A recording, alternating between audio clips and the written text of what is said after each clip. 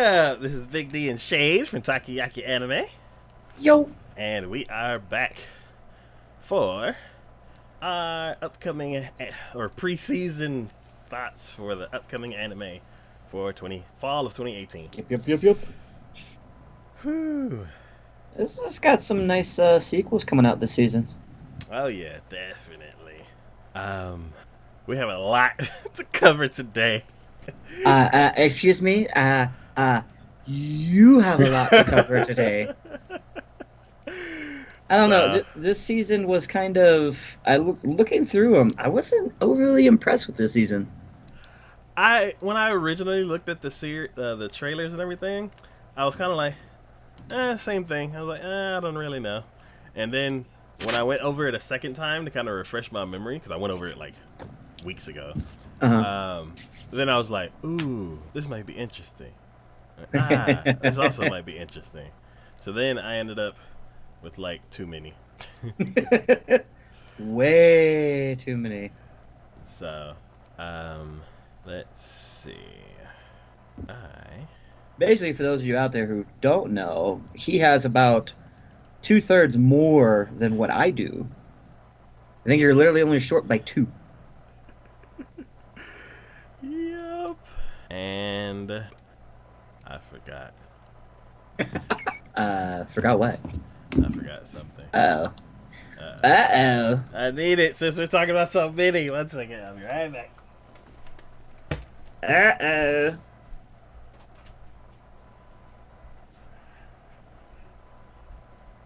Whatever shall we do? Big D's not here. Oh. Do. I'm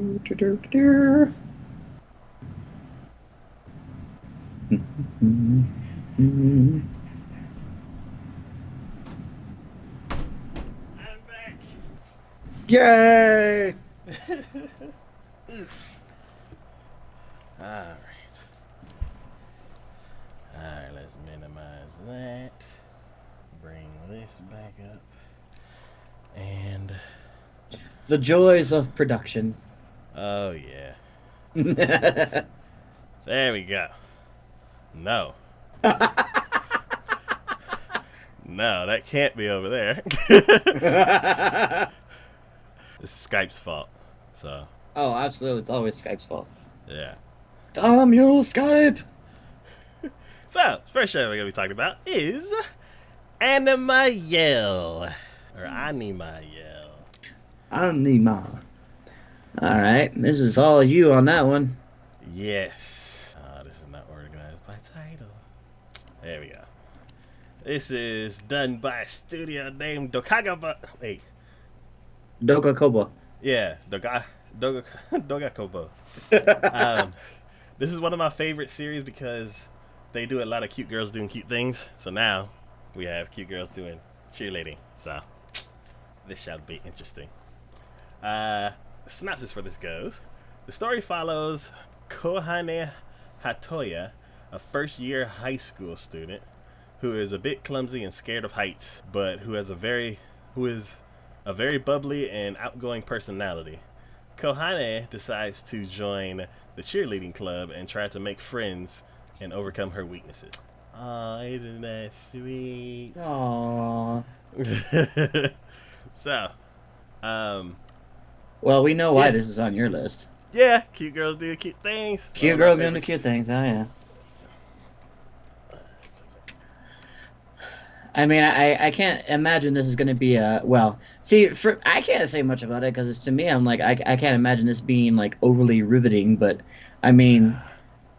what can you think of as far as how this might just kind of go as far as the story goes? So, basically, it's gonna be the standard, like main character joining a club kind of thing. Mm-hmm. You're gonna wake up with her chaotic way of getting to school, and then you're gonna meet people on the way. It'll be like her first day. She's gonna like check out different clubs, and then she's gonna find one that like catches her heart, and then she'll just join it and learn meet all the different people and go through all these obstacles, and then the show will be over. So it's like your standard like club high school club anime. See, So this just absolutely screams. See, I know over on any chart they label it as a comedy sports, but to me, I'm like, this just absolutely screams slice of life, yeah, and so much not the slice of life that I would be even remotely interested in, because it literally is just the life being played out. Nothing. I mean, trial and error. Things happen. People make mistakes. They learn from them, and you're like, okay, yeah, cool, whatever. It almost sounds to me like the freaking. It's only I only put it one step above the one where they went the love of camping. oh That one. I put yeah. it one step above that because I feel like there's probably going to be more going on, Hmm. but only just. Yeah. So yeah, I'm pretty curious to see how they're gonna have this one go. It's very run of the mill, and I don't think anything crazy is gonna happen. But it's a nice, cute show, and that fits right within my wheelhouse. So, yeah, I am looking forward to that one. The next show we'll be talking about is Goblin Slayer. Ooh, yes. This came out of nowhere, but it looks so nice. I mean, seriously. Um, and I'll make a comment on this because I read the synopsis. Like usual, I read the synopsis first, and then if it catches my attention, I'll go into the actual trailer or whatever. Just recently watched the trailer on this. You do me a favor, Big D. Go to the page for it on any chart, Uh-huh. and then the video skip to exactly 40 seconds. Okay. Now, when the video was playing when I first watched it, this is your typical, like, I almost feel like they took like a D&D thing and just went, hey, here we go. This is what's going to happen. Mm-hmm. They were introducing characters and they'd give them their name and then like what type they were, like a shaman, a rogue, stuff like that. They introduced this character and literally she has big bazongas and they call her cowgirl. And I'm like, really? That's what we're okay, sure. I'm like, wow, just wow. Just wow. All around, just wow. So anyways, yes, this one is Goblin Slayer. And the story behind this one is young priestess has formed her first adventuring party, but almost immediately they find themselves in distress. It's the Goblin Slayer who come to their rescue, a man who's dedicated his life to extermination of all goblins by any means necessary. And when rumors of his feats begin to circulate, there's no telling who might come calling next. This is done by White Fox, which they have done some pretty decent ones. And one of my favorites, at least recently, was ReZero. They did that one. So, you know what? And the Kami got killed. So, like, those two right away, I'm like, okay, they know their fantasy. Yeah. They know fantasy. They know how to do it right. So, I have high hopes for that. And it looks just absolutely amazing. Like I said, the animation on it is just wonderful. I'm hoping that what I see in the trailer is like akin to what the actual anime is going to look like, because that is just gorgeous, beautiful detail, nice camera angles with like some of the fighting and everything I see going on, and I like the nostalgic feeling of it too. Like the whole fact of like it's almost like when they were introducing the characters other than Cowgirl, when they were introducing the characters and you're seeing all of these like different classes that they're saying and all that, I'm like, man, this takes me back to like Dungeons and Dragons, I swear. And it really made me think about that. So I'm like, all right, you know what? I'm all just like you and cute girls doing cute things in your wheelhouse. Fantasy's my wheelhouse. And even then, I mean, I'd probably at least check it out, but I think I'm really going to enjoy this one. I feel like they're going to actually do a good job, and I'm really going to get that fantasy feel that I always look for in actual fantasy animes. So I don't know what's going to happen with it. I mean, because they don't really tell you a whole lot dealing with it. I mean, They're just saying there's a goblin slayer and that's about it. And apparently he joins this party in some way, shape, or fashion. And I'm assuming they're going to have trials and tribulations going forward, but um, they don't label it as comedy in the Okay. genres for this. So I have a feeling it's going to be more. It's not going to be like, oh God, Konosuba. yeah, Konosuba. It's not going to be like Konosuba, where they're going to be like, we have to go do this, and they never leave the hometown. I don't think that's going to happen. I feel like there's going to be more going on. So Probably the exact opposite. There probably won't be a hometown. We're just gonna go yeah, from one place to another. and I'm okay with that. I am absolutely okay with that. And again, I think this is going to be something good. I feel like it's going to be something good. Something I'm looking excited forward to coming this next season. As far as new series go. Cool. All right. Yeah, I had this one on my list as well. I just like you said, animation looks great. The goblins look kind of cool. I don't remember seeing the introduction of Cowgirl, but You see what I'm uh, saying though? yeah. So I'm I'm like, like, oh well. wow. Okay. I mean, There's, maybe there's, she's part cow, but like that just it threw off the whole thing for me. And this right when I saw it, I was like, wait, what? I literally had to rewind and watch it and be like, nope, I read that right. Okay. so there may be a little bit of etchy thrown around, but for the most part, it looks like it's going to be a pretty action-packed fantasy series, and that's closer to my type of fantasy that I like watching. So Hmm. I am on board.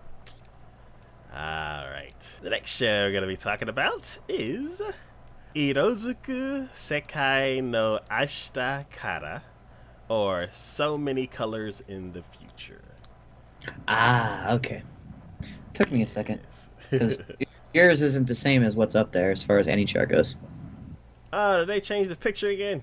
Yeah, they changed the picture. Okay.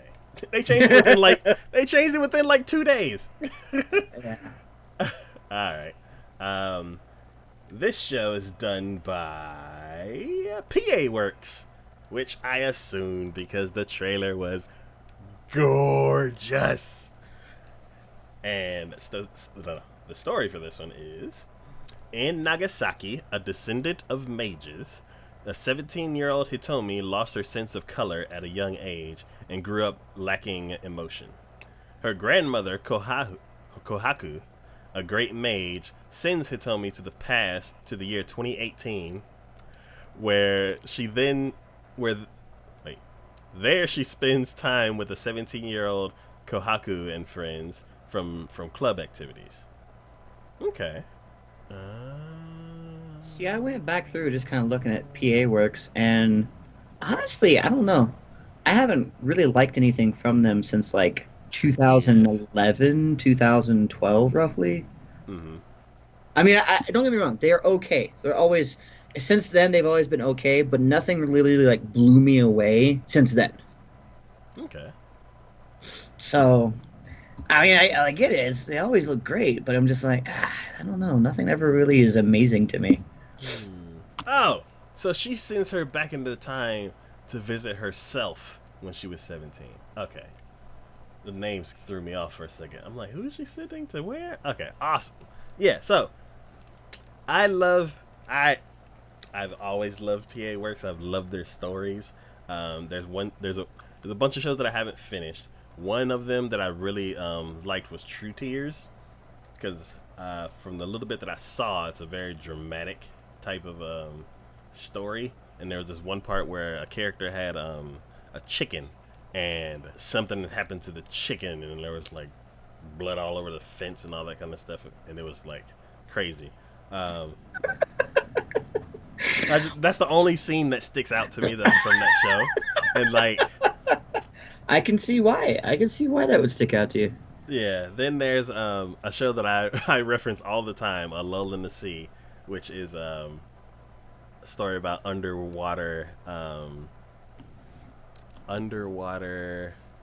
humans, and on the like land, regular on the land humans, and like how something's happening to the ocean, and the people that live in the water have to come up to the surface to go to school and stuff like that, and like how their cultures like mix, and bunch of crazy stuff happens, and it's super. It's like right up my alley for my favorite types of stories. And then there is this one. It's time travel. So I am. That's a hard thing to do. Well, let me rephrase that. Time travel in any sort of media is a hard thing to do right. Mm-hmm. Lots of people have done it, but not a lot have succeeded on doing it to where it actually A, makes sense, and B, doesn't completely like lose your audience essentially. Okay. So I don't know. That's a rough thing to go down. Yeah, because like there's been other shows like Erased was good. There's a show that the sequel just came out recently. Steins Gate was good. Mm-hmm. I say it's not that it can't be done. It's that it's not the easiest thing in the world to do. Yeah, like as far as anime goes, like some of my favorite shows have time travel elements. But as far as other types of media, I've seen it done like not so well. So I don't know. I'm batting for PA work, so I'm like totally on board. Whether they mess it up or not, it's gonna be gorgeous. They're also the ones that did Pretty Derby. That was one of their more recent ones. Let's have some fun for a little bit before we get all serious and emotional again. But yeah, so where do I think this story is gonna go?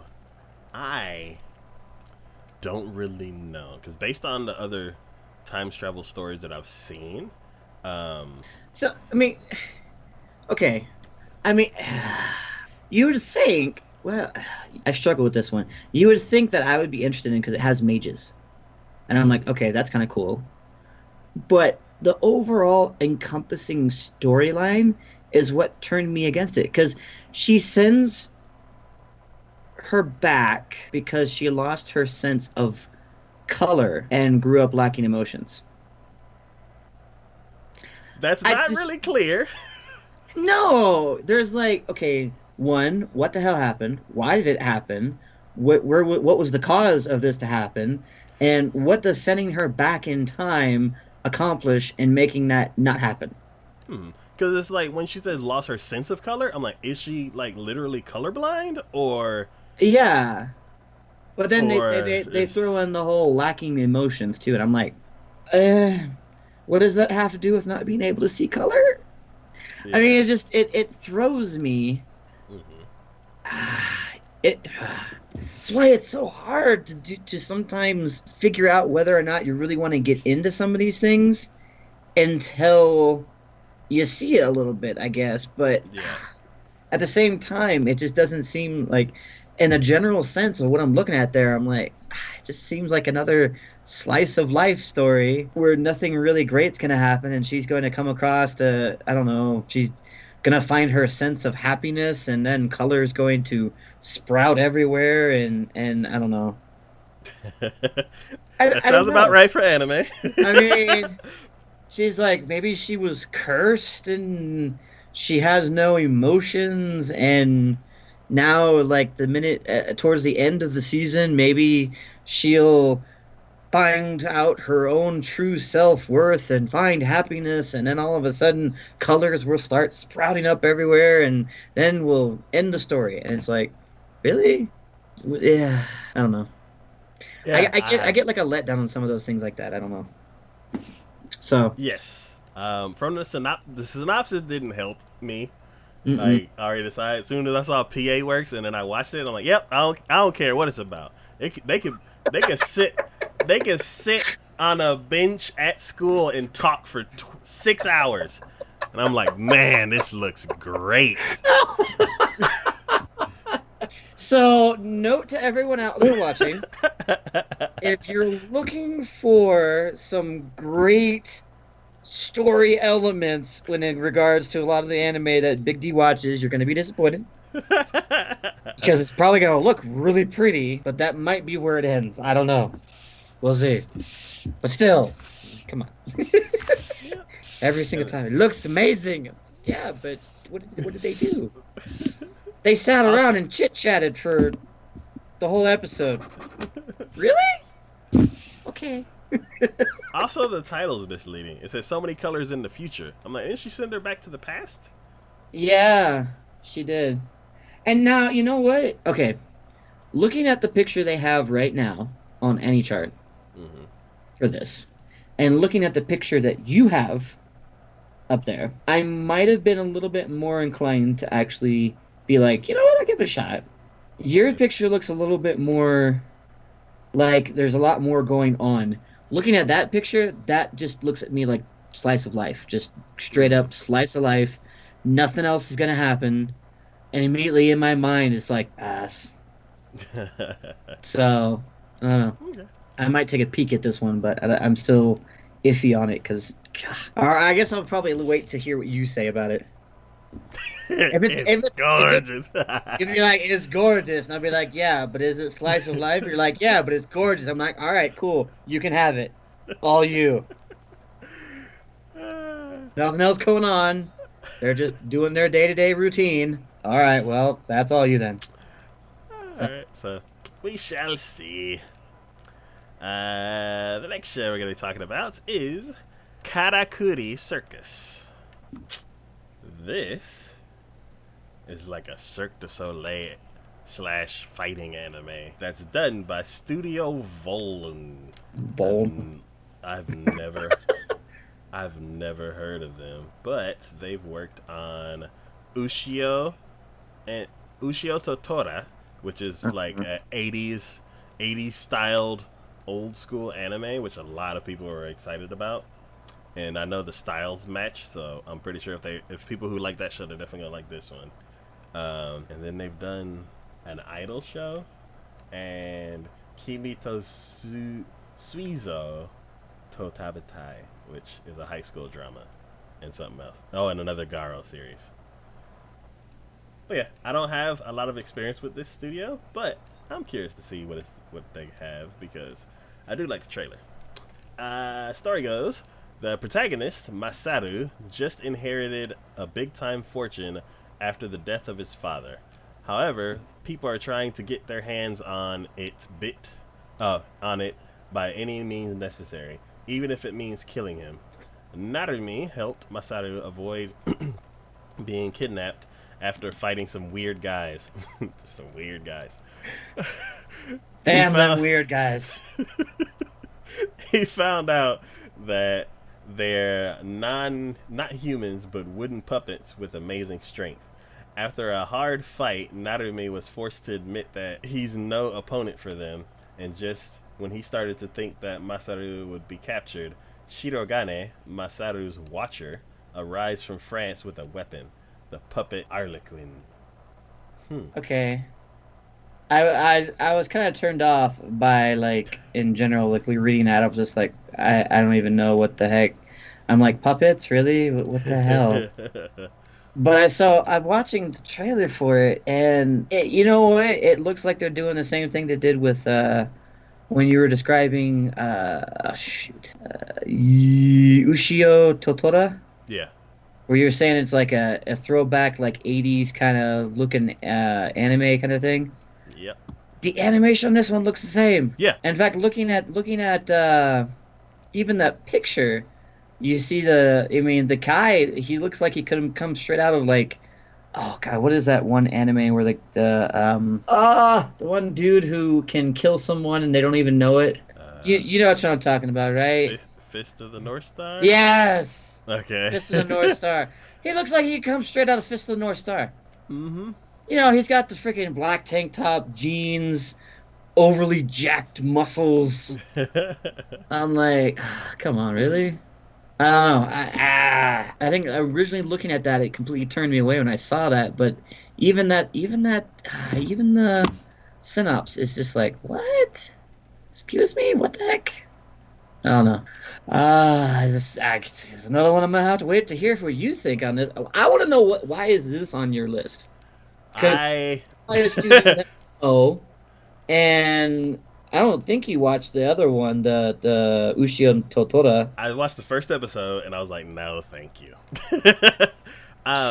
So why is this one on your list? Because it's like Cirque du Soleil. You know what? I think you're gonna be terribly disappointed. And then like those wooden puppet guys look like agents from Matrix. They And do. They and do. and then that creepy like big. I don't know if Arlequin is the guy or Arlequin is that thing with all the purple thing. I think it's a purple thing. Yeah, like from the name, I'm assuming it's the purple thing, but I Yeah. don't know. That the polka dot girl looks kind of interesting, but I I don't don't know. even know why she's wearing a polka dot suit. I was, I'm like, is there a point to this? What the heck? Yeah, I don't know. It's just a bunch of random stuff. I'm like, and like the tone of the trailer at the beginning, I'm like, oh no, this is like, it falls in that like stuff I'm like, about. But then I don't know. It was like the girl showed up, and I'm like, oh, okay, she's interesting. And then the puppet showed up, and I'm like, oh, those dudes are like, what you call it? And I'm like, there's a bunch of stuff. They're like, hey, what about this? No, okay. How about this other weird thing? No, okay. How about this? And I'm like, maybe.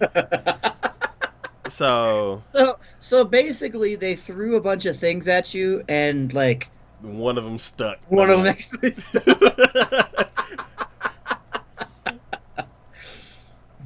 So, Big T, question everyone wants to know now: how do you think the story will play out on this? I have no idea. There's so many random things. I'm pretty sure you're Yeah. gonna. It'll be like a regular day, and then you'll like see his dad get Killed. killed, and the girl that the kid's hugging onto, and the other guy, they'll have been there. They will have established their roles, and you won't know about her like crazy puppet until he's getting So kidnapped. I'm thinking that the big guy in the black tank top is the kid's protector. Had been like maybe his bodyguard or something like that. Because in the clip that you saw, he was in a bear costume fighting these puppet things on a subway. So my guess is that he was trying to protect it. Like he was actually assigned as his protector or something like that. Hmm. And yeah, then things go horribly, horribly wrong as they usually do.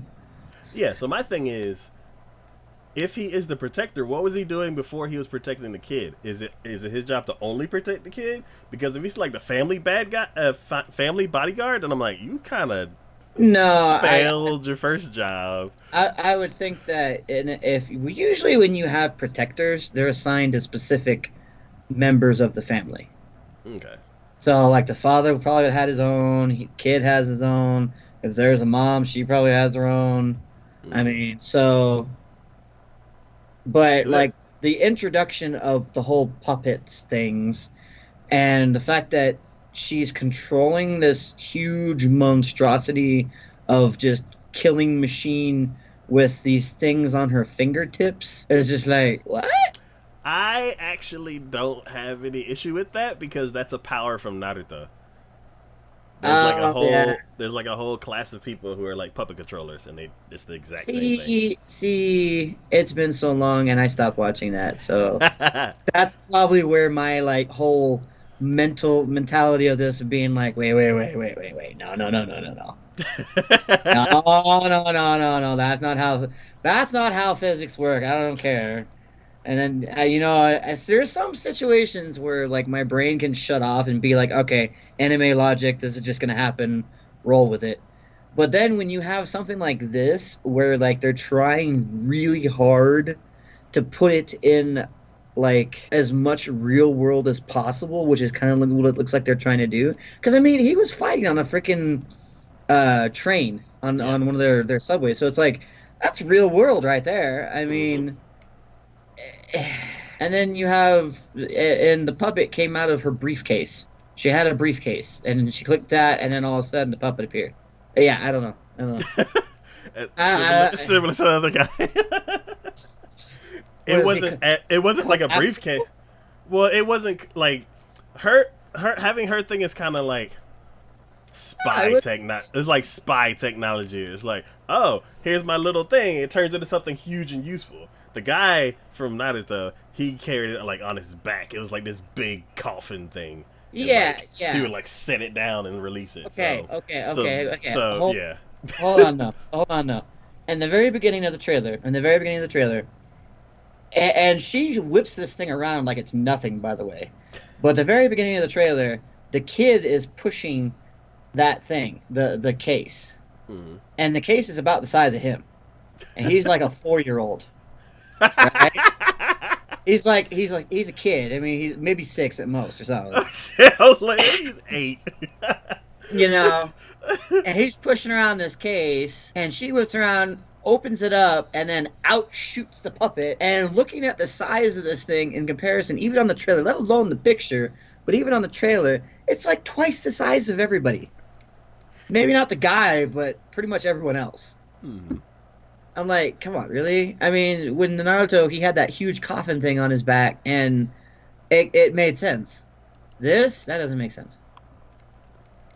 I don't know. Maybe putting too much. I'm putting too much logic into this. I should not. It's it anime. Don't go by logic. It doesn't breach that like line of disbelief for you. No, it doesn't. Yeah. It doesn't. You know, there are certain aspects I can wrap my head around. This just no. Hmm. I can't do it. Okay. Maybe if they didn't try to so hard to make it look like it was like in our time frame or in our world kind of thing, I might a little bit more of like, oh well, you know, let's say it's another world. They have these things like these magic. I don't know something, So but basically, like if the boy was in a costume and the guy was in a costume, because the girl's kind of already in a costume. well, but I mean, like if it wasn't like set in like the stereotypical anime Tokyo setting kind of thing, because that's what it looks like. Okay. You know, and the fact that they threw it back to like the 80s look on the animation style kind of thing, at least late 80s, early 90s, I'd say. That's kind of where I see that animation at. Hmm. Maybe I might have a little bit of better opinion on it, but right now I'm just like, nah, I can't do it. I can't do it. Okay. We shall see in the next episode. Alright. The next show we're going to be talking about is Merc Storia. Go ahead. Muki Ryoku no Shonen Tobi no Naka no Shoujo. I don't recognize this company either. Yes, this is done by Encourage Films. And they Oh, okay. I recognize one thing they've done. Yes. Just one. That's it. Can you guess which one? The Squid Princess? Yep. Squid Girl. Squid Girl, there you go. I was like, it's not Princess. What is it? Oh, yeah. That's literally the only one I recognize from them. Yeah. I don't think I haven't seen all of, I don't even know if I've seen Squid Princess. So this is like a brand new studio for me. I don't think I've seen anything that they've made. I mean, the Squid Girl wasn't bad. Hmm. Anyways, Yeah. go ahead. Yeah. So, the story goes, the fantasy strategy roleplay game is set in a world where humans and monsters coexist. In the main story, a boy apprentice, Yuju Sushi, with the power to heal those who clash, embarks on a journey to restore the memory of his friend Merc, a girl trapped in a bottle. Here's yet another one where not a whole lot of sense made from the synopsis. From the trailer, I can tell that this type of fantasy is the fantasy that I'm way more of a fan of. If it's more realistic or like, I don't know, it's like kids in fantasy or like very differently designed characters in fantasy, then I'm more on board than for that. Mm-hmm. So this one, like, it tickles my fantasy bone. I mean, it looks nice. I'll give it that. It definitely looks nice. Character design's not bad, and I like the expressions that they have. They have the overcompensating expressions of, you know, especially the girl trapped in the bot, which looks like she looks like a fairy. Yeah. I'm like, why are you saying girl? She's a fairy. She looks like a fairy. Anyways, but like her expressions when things are happening, I'm like, okay, yeah, that seems like stereotypical cute girls doing cute things almost kind of thing going on there. So I guess I'm not surprised that this is more kind of what you're interested in, I guess, as far as fantasy goes. Mhm. I don't know. It seems silly, and I can deal with silliness in anime or in a fantasy anime, Hmm. but I guess whereas that's more your wheelhouse, the more of the serious one's more my wheelhouse. Yeah. So Uh, let's see. Where do how do you think this story's gonna unravel? The I whole story. mean, It's not in another world fantasy, right? It's all just starts like every like there's no other world. This is just the fantasy yeah, world. like well, yeah, it okay. So like that's where it kind of gets me confused, because like the trailer just shows him like he's literally in the world. Okay. No, no, no. I get it. I get it. I get it. Okay. Because this anime is based On a on a game. video game. Yeah. The It's not saying that that's part of the story. They're just saying this is based on a video game. Okay. yeah. The synopsis So, sounds like it's a synopsis for the game rather than the anime, so it's a bit confusing. a little bit. But I mean, I'm guessing in the end he's gonna find a way to restore her memories. I don't know. yeah, it's like I don't know. It's the more I think about it, it's kind of one of those ones where you just follow a character through their journey, and like he just comes across this girl and she needs help, and then he like kind of drops a little bit of what he's doing to help her out. So, I'm sure. I don't know. For something like that, it seems like there's probably more of a connection already there.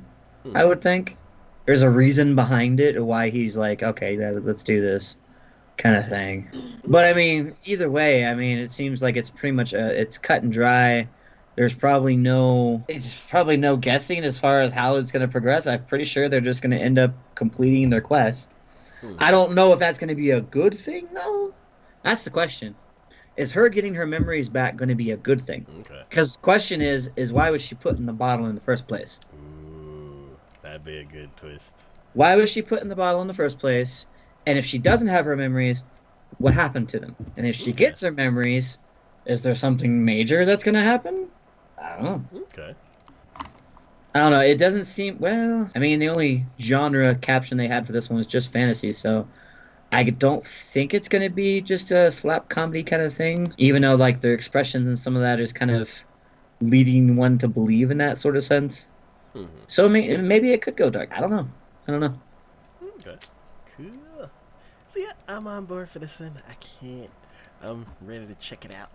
Alright. The next show we're going to be talking about is Oregaski Nano wa Imoto Dakedo Imoto Janai. Uh, There's like two Emotos in there. What the heck? yeah. So this one is See, done. yeah, immediately I think the very first part of the synopsis in this one just made me go, nope, next, next.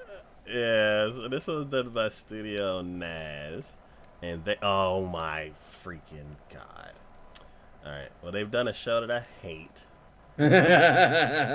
And they did Dramatical Murder, which I wasn't a fan of. They did Hamatora, which I didn't finish. And then they did Angalamois Genko that's Kasenki. that's Which, this season. yeah, which I haven't started. So I think I don't know. I think I hate the studio, but I don't know. The story goes the awkward sibling romance comedy series centers around the younger sister Suzuka Nagami and the older brother Yu Nagami.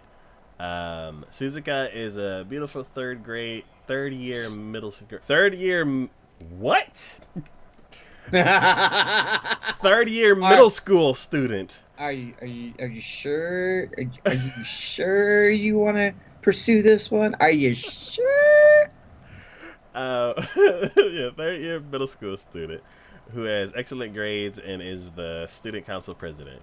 She wrote a novel about a little sister who dotes on her older brother, and the novel was wins a light novel award. After they discuss the matter, Yu is the one who debuts a as a proxy light novel author instead of Suzuka under the pen name Chikai Tawano. See, Okay. this just seems like what was that one anime with the sister who was like the manga artist and the brother who actually was like a good story. Oh yeah, This just seems like that all over again, just with Yeah, maybe it's slightly different characters, but that's about well, it. yeah, it seems like it's like that, except there's like this drama about one of them gets credit for somebody else's for the other one's story or Hmm. something like that. Of course, by the very first sentence, this is another brother loving sister anime, which they keep making, and and the title is like Dake no Emoto Janai, which means but she's not my sister, so they're not blood related, which is Oh, always the case. they're not blood related. Yeah. So is most likely Oh like God. the dad and the son marry the mom and the daughter, and then Yeah, probably. Oh goodness me. but yeah, I do like the whole parallel that you said between the two shows. But I think at the end how they say that he gets credit for her story or something like that. That looks like Uh-huh. that's going to be an interesting twist to put into it. But um, I just yeah, I don't know the studio, and well, no, you know the I, studio. I don't like a lot of shows from that studio, so I'm a Uh-huh. little worried if I'm gonna keep this up. Oh God. Okay, hold on. Did when you I know you watched the trailer, right? You watched the trailer? Yes, Did you watch all the way to the end? most likely. I'm looking at apparently this is done from a light novel, and they of course they're going to advertise the light novel as well. Mm-hmm. And at the very end of the trailer, they have like the covers for the light novels. Uh Yeah, no, gonna pass on this one. huh. Gonna pass on this one. It's called Eromanga Sensei. Yeah, That's that what the was the other other show's one. called. Yeah, that one was But it's for a certain type of person. You would not like no, it. no, No. no. Yeah. Oh my goodness. Okay, yeah, no. So I where do don't. you see this story progressing? For some Boy, reason, the I way am so glad we added that in because all of these have just been like so much fun to talk about with that. So much fun to talk about with that. so comparing this one against Eromanga Sensei, I think we're gonna just jump into where they're like everybody's already living together and stuff like that, and the parents, Uh, of course, are never gonna be seen. nope. And for some reason, I don't think that the sister's going to be relying as much on the brother as Eramanga Sensei. So I think they're kind of going to be living their own little separate lives Hmm. because I'm not sure if they're even in the same school because she's like third year middle school and I'm not sure if he's like high school or something like that. I mean, But it looks like he's probably a little older, so probably, but yeah, eh. and then they don't really say much about him other than he gets credit for his story. Or Hmm. so I'm kind of curious if he's like just a blank sheet that you're supposed to project yourself onto, or if he's like has his own identity and then you're like following the girl. Mm. But it looks like they are already okay with liking each other from the trailer, and I'm kind of curious like what this whole story drama is gonna cause. If it's like no, you blah blah blah, and he's like, no, it's not my fault. I'm gonna try to prove it, so then you can get the credit you deserve, and then you won't hate me anymore. Like I don't know. It seems more interesting because of the whole drama around around the like that short story. So or the Hmm. novel. So that's one thing that I'm kind of curious to find out what the whole deal is about it. Mm. So yeah, no idea where it's gonna start because it looks like everything's already established. Yeah, probably. But yeah, that was gonna be interesting. All right, the next show is gonna be next show we're gonna talk about is Radiant. Radiant. Yes. This show is done by Lurch. What the heck have they done? So many new studios coming out. It's They've actually been ridiculous. around for a while. Oh, okay. Oh, okay. They've actually done some things that I've actually enjoyed. Mm-hmm. Assassination Classroom, Monster Musume. Yeah, no, I could definitely see that. Well, I say that, and then that's pretty much all the ones that I know from them. Oh Yeah, yeah, and Kino's Journey. Kino's Journey. yeah. So oh yeah, this is a very well rounded studio. That Hmm. yeah. All right. So, story follows Seth, a boy who seeks to become a great magician, and a group of witches who seek to travel to the Radiant. Radiant is a mythical land that spawns monsters called Nemesis, which fall to the world of wait, which fall which fall to the world from the sky. While traveling, they are also hunted by the Inquisition.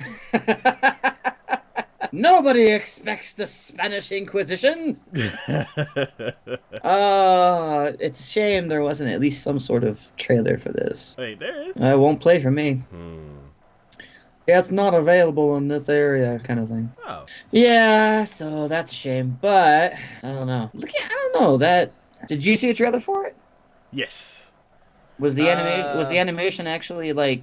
I mean, looking at that picture, I'm not thrilled about the animation. Just looking at that picture, if that Yes. has anything to do with it. Yeah. So, this show is I thought the same thing at the very beginning.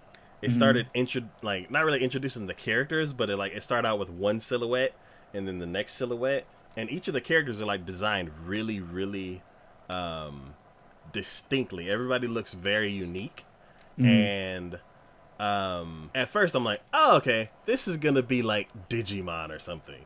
Like every character is gonna look super crazy, and they're gonna match like their animal or something like that. And it's gonna be probably a kids-based show. There's probably gonna be a narrator. There's probably gonna be like an adventure where you're like hunting things and collecting things. So I'm like, okay, this is gonna be like Digimon. Then it started moving, and I'm like, oh, the animation is very very nice. It basically went from like TV kids anime to like movie, a fantasy feature film Mm-hmm. kind of animation.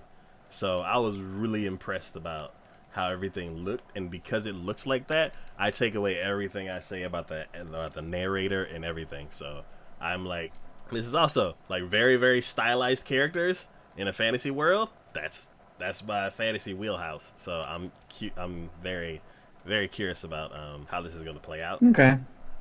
I might look in on it. I mean, I guess it's a little bit of an interesting thing. I just wish there has been more of an actual being able to look at a trailer for it. I guess I just was a little late on the upkeep on that, but it could be interesting.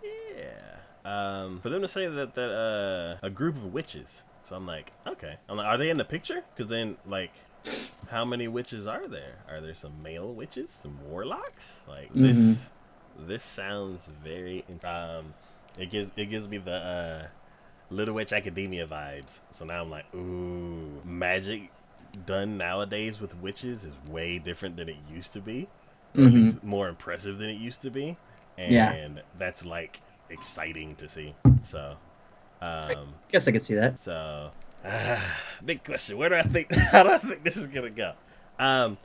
Most likely you're following the main guy that's at the bottom. Yep. And I think you're gonna just stumble across each of the non-group of witches characters, and then they're gonna clash against the witches, and then they're gonna find a common goal and like team up against the monsters. Because I don't know, that's normally the pattern. It's like you follow one character, you grab a bunch of other characters, and you have this big clash. So Yeah, but see, okay. It says that the witches seek to travel to Radiant. Doesn't say why, other than it's a mythical land that apparently spawns monsters, which is bizarre and just kind of seems like I'd want to stay away from that personally. But it says the story follows Seth, so he's obviously the main character. I'm sure the kid in the front. What? I mean, he wants to be a great magician. Why is he going to Radiant? There's not a lot to go on here. So, I don't know. Could be interesting, I guess. Yeah, I don't know. I feel like there's too much information like all over the place for me to be like, yes. Basically, this is just like that other show. They're like, here are some characters. And I'm like, uh-huh. And they're like, it's fantasy. I'm like, uh-huh. And then they're like, look at how cool it moves. I'm like, okay. I'll be right there. That's all it takes. That's That's all it all it takes. takes. So, Oh, yep, I'm on board. we'll uh, see. Alright. The next show we're going to be talking about is Release the Spice. I don't know. It's just, anything that has spice in the name of it, I'm automatically thinking of Dune. Spice is life, and I'm like, I don't know. I can't seem to just take it seriously. So I saw I don't even think I even glanced at the synopsis on this one. I read the title and I was like, really? No, really? No, I'm okay. I'm okay. So, this show is done by Les Deuce, and they've done Fate Grand Order, which I never got to see because they released it in a weird way. They done Magi, the Sinbad part, or at least they helped with it. They did Classroom Crisis, which was like weirdly dramatic, and then they've done a school drama. So I don't have a lot of experience with this studio, but this show reminded me of Princess Principal. So the story goes: the anime begins with a lone high school student, a high school girl named Momo, attending a high school in the city of Sorasaki. Unbeknownst to everyone, Momo is an agent who works for a private intelligence agency, Tsukikage, that protects the city and its peoples. Under the tutelage of her seniors, Yuki, and her other friends, they keep the peace in the city. The story will eventually focus on the 6 high school girls. What do you mean eventually?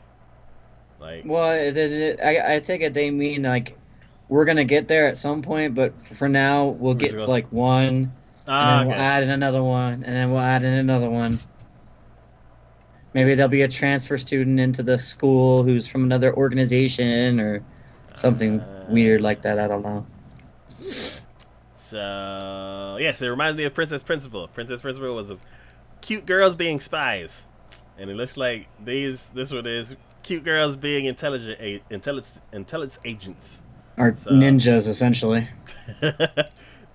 I am definitely on board for that. Um,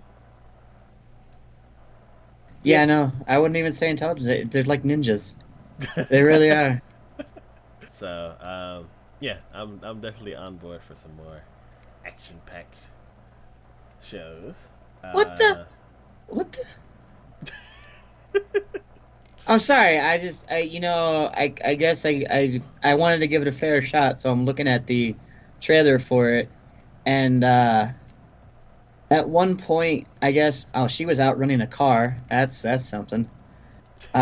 And then at one point, there was 2 police cars looked like they were chasing a truck, and then all of a sudden, the rear police car, it was a hologram, and it was the girl on a moped. hmm. I'm like, okay, yeah, we got some future tech going on here, huh? Okay, cool. I can suspend. Okay, unlike the other one with the puppets, Hmm. I can suspend my disbelief in that and thinking, okay, maybe somebody in the future, in our time frame, but maybe they've kept it secret that they have technology like that and can do stuff like that. Uh-huh. I mean, okay, I can go along with that. I can mentally wrap my head around it. So, I don't know. There's so many on here that I don't know. Hmm. That's why my list was shorter than yours, because like I was like, okay, what are the for sure ones? And I'm like, okay, this is definitely what I want to watch, and what is not. Hmm. So, And to me, I'm like, ooh, piece of candy.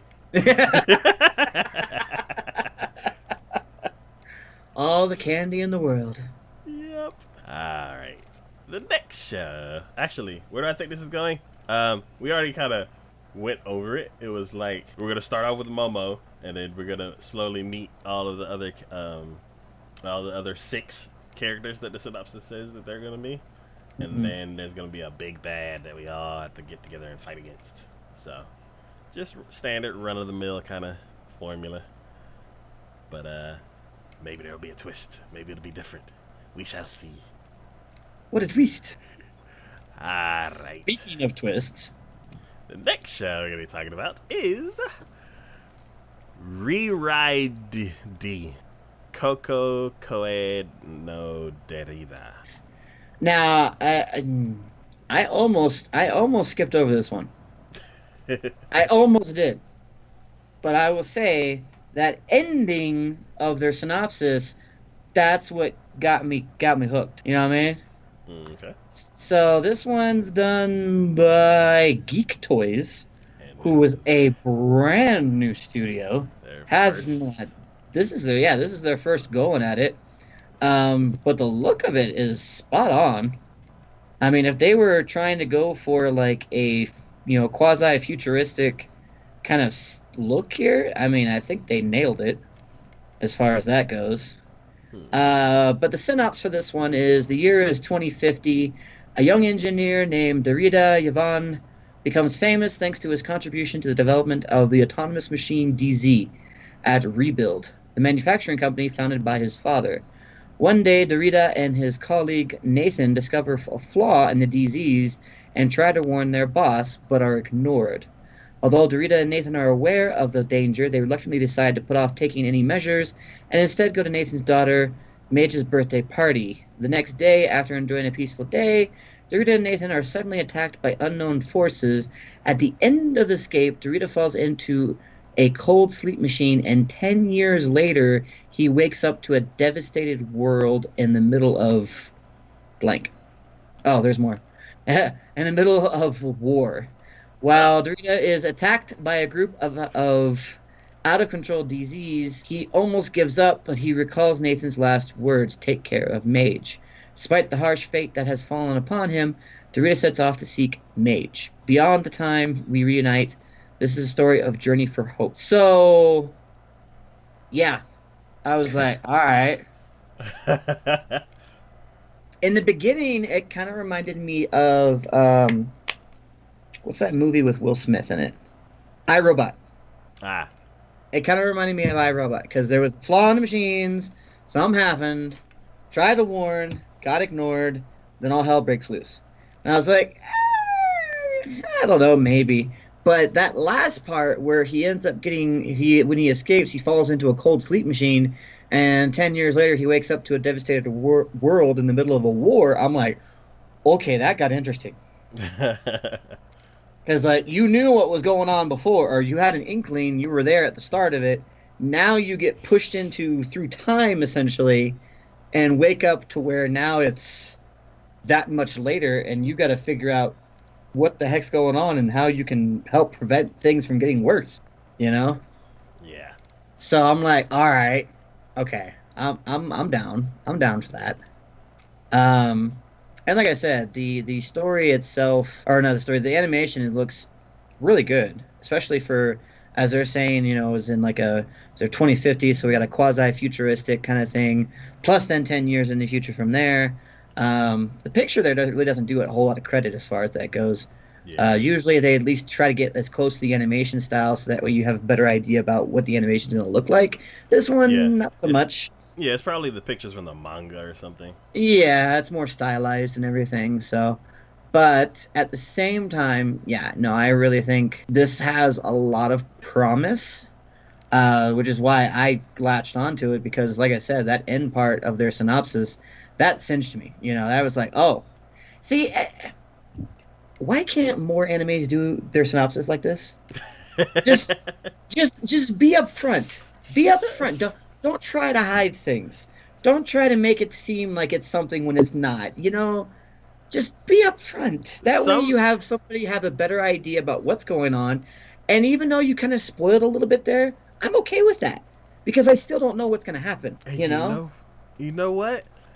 That's one thing that a lot of people complain about as far as movie trailers go. Like, they just put there's like, this is the movie, here's most of it. And people are like, yeah, I'll go see it. A lot of times, whenever you're like, look at this new concept we have, people are like, and they kind of don't watch it.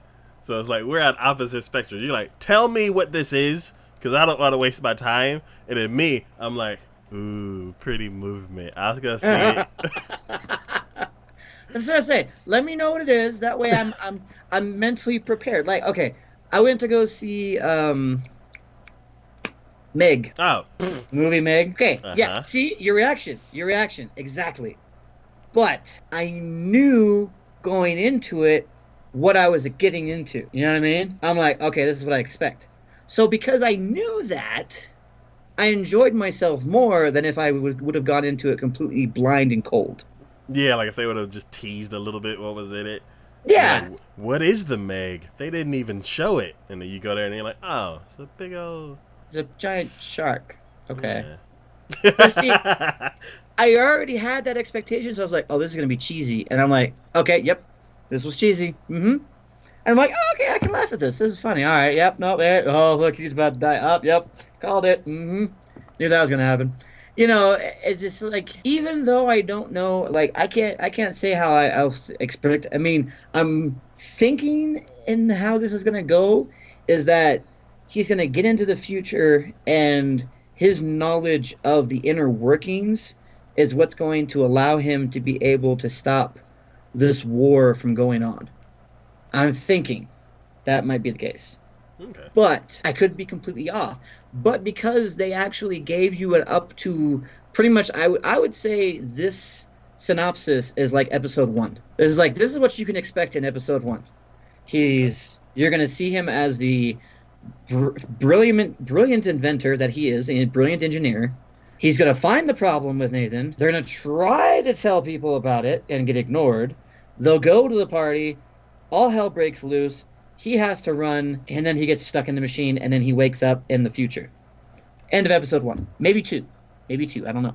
So you got like 2 episodes already right there. But then after that, I mean, this could go into anything, honestly. He could completely say, screw humanity. I just want to make sure that my friend's, it was his daughter? Yeah. I just want to make sure that, my friend's daughter is going to be okay. Mm-hmm. You know what I mean? And that could be his whole reasoning and his whole purpose.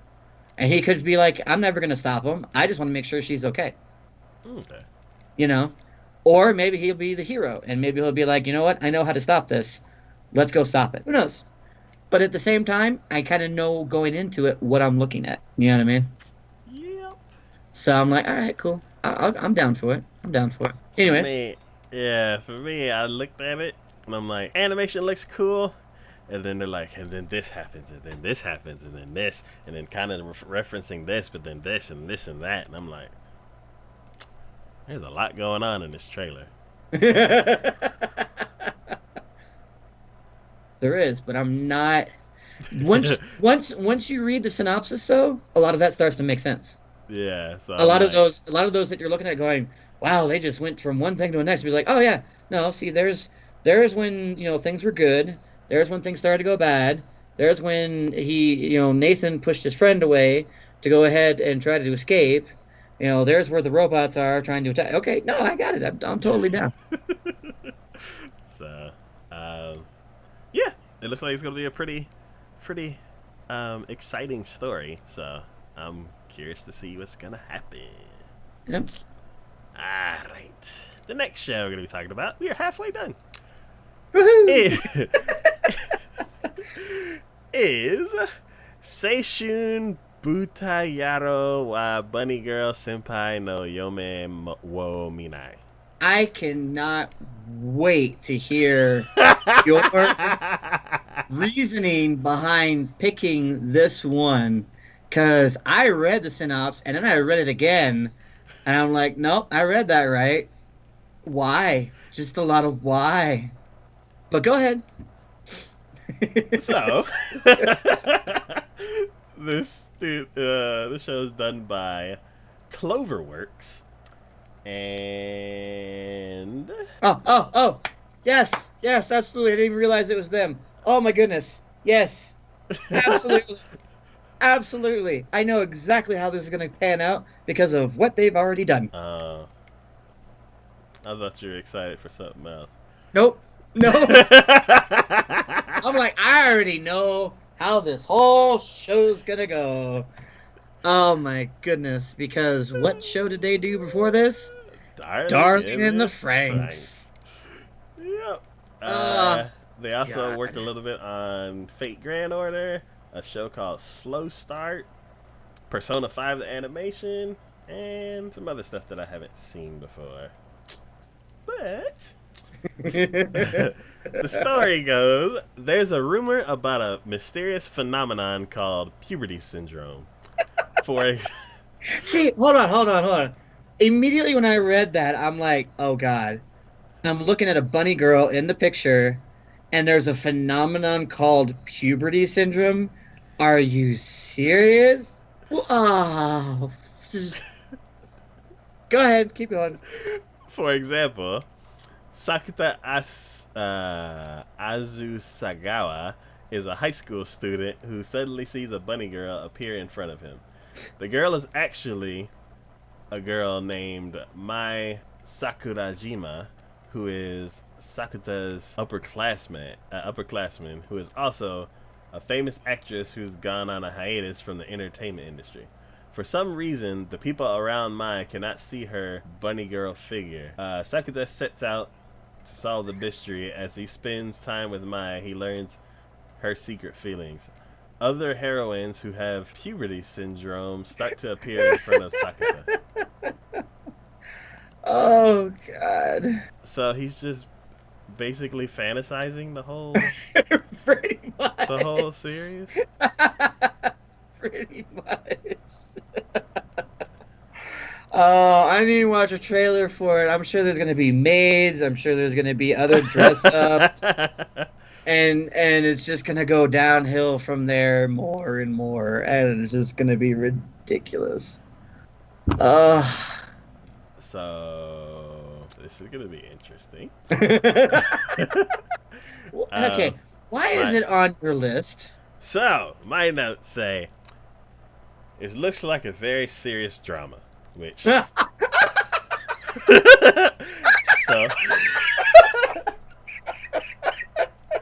Oh, so the trailer only shows this girl dressed up.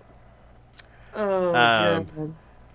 But the main girl is dressed in a bunny suit, so I'm confused. You need to read the synopsis more. Nah, I like the contrast. It's funny. So yeah, so they only teased one girl with the syndrome, but in the trailer, but there's gonna be more. So No, there's gonna be a lot more. yeah, this is gonna be interesting. This is gonna be a harem situation. This is so totally gonna be a harem situation. I mean, okay.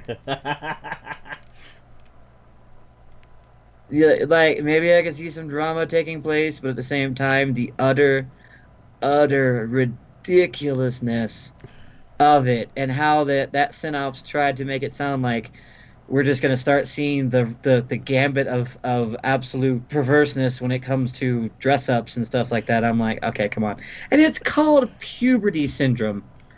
For the wait, really? I mean, come on. That just sets the tone right there. So Ah, goodness. it's gonna be kind of weird. A little. I mean, I don't think it's going to be along the same lines as like oh, what is that one where the guy ends up turning into a magical girl or something? Oh, We're not talking about that level of weird, but it's probably going to be pretty close. Maho Shoujo Ore. There's another one. There's another one that does that too. I don't remember what's the name of it though. But yeah, no, something like that. Yeah. I don't know. I feel like it's gonna be just like a slice of life with a bunch of weird occurrences thrown into it, and like he's gonna try to convince everybody that he's not crazy. I But just, yeah. yeah, we shall see. Alright, the next show we're going to be talking about is... So, Say... this is the season of long names. That's what this is the season of. Long names. Go ahead. Senran Kagura, Shinobi Master, Tokyo Yomahen. Now, I didn't pick this show because of the reasons that you would normally think once you hear that franchise. I picked this show because I like ninjas fighting, but there's a lot of other stuff other than ninja fighting in this show. Did you watch the first season? I tried to, and I couldn't do it. You know, I gotta give you props for at least the fact that you try. You'll try a first season, and then even if it doesn't work out, you'll try even the next season to come out, even though you're probably gonna be just as disappointed. So the studio is TNK, and That sounds familiar. if you go there, you see That's why it sounds familiar. you see Seven Deadly Sins, you see Doreiku, but then Wait. Seven Deadly Sins?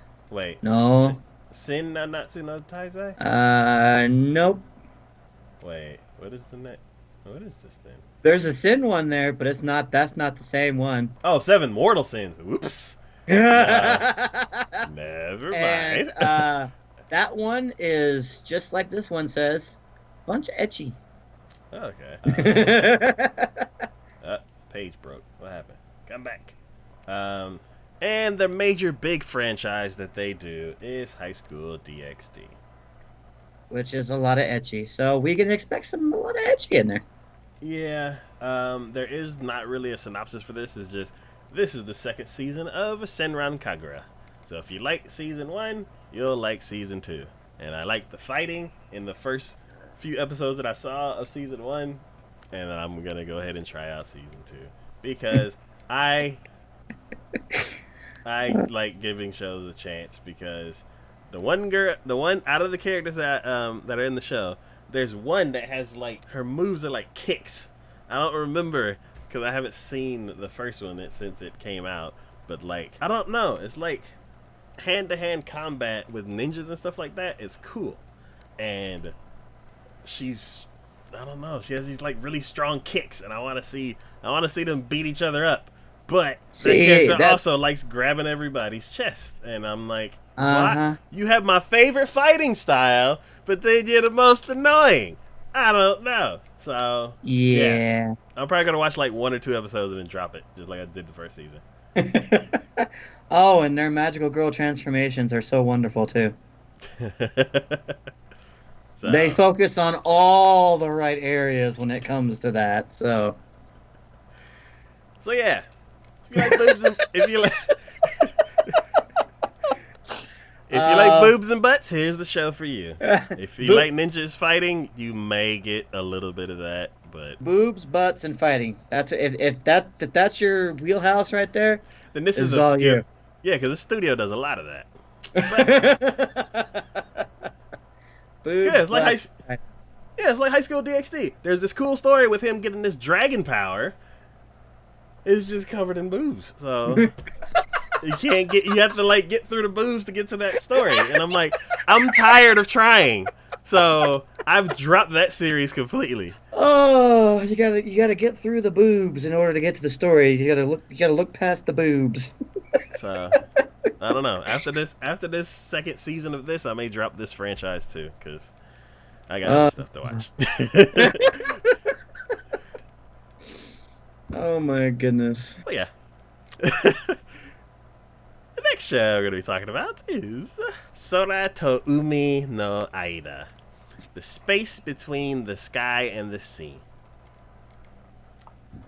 This is done by TMS Entertainment, and I want to say they're the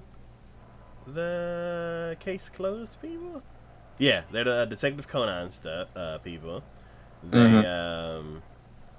also did Megalobox, which I'm like, oh yes. This series this studio has a huge pedigree behind it.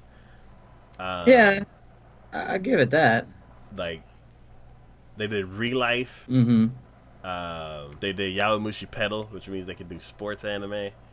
No, I did the Brave 10. Yeah, they did. They did Bananya, which Ray will be excited about.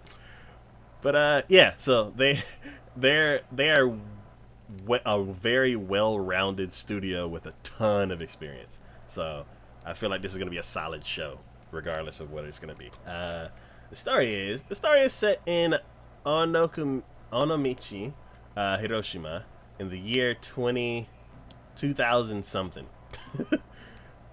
Fish disappear from the sea around the world, and only whales live in the ocean. The Ministry of Fishery decides to set up a giant experimental universe fish tanks in space. The Onomichi Universe Fishery Union is established and begins to train space fishermen. Female fishermen are in demand due to the strengthening of equal employment law for men and women. 6 new female space fishermen are selected, and the story centers on supporting their growth. Well, that just took a weird turn. Just a little. Just a little. Space fisherman. I don't. Anime, why?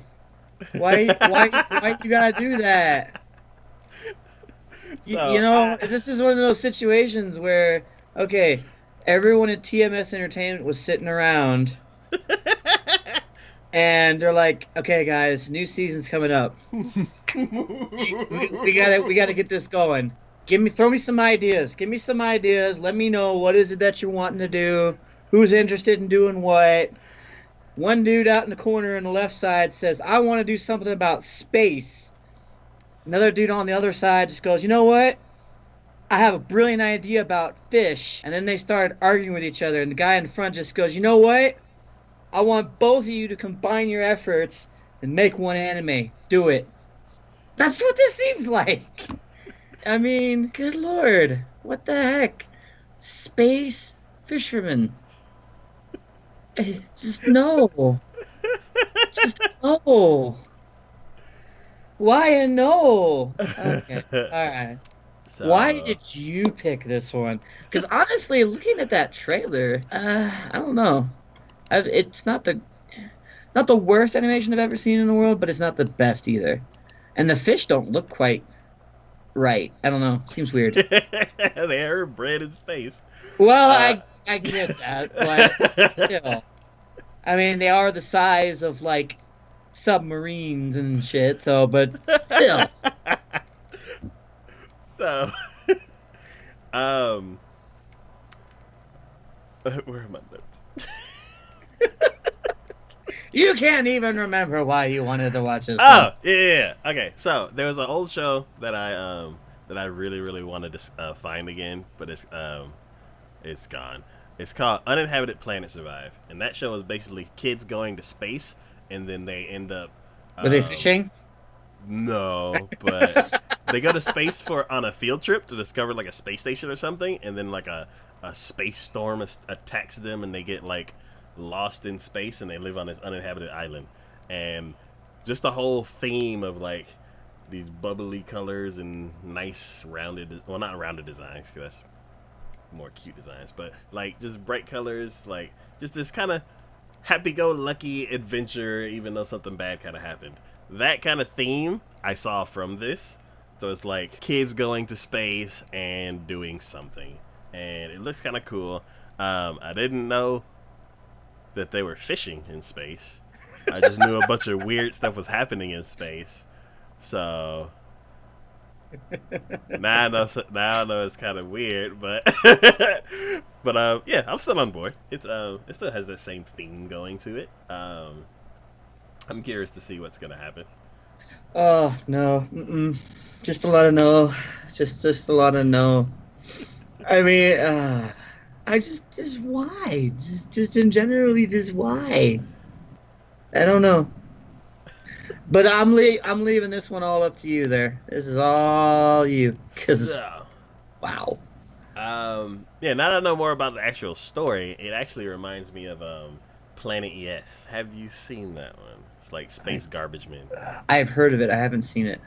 Okay, so basically that show, the reason why I like this show, like the reason why I like the show even more is because of the whole theme of a young female going into space and starting a career and like growing.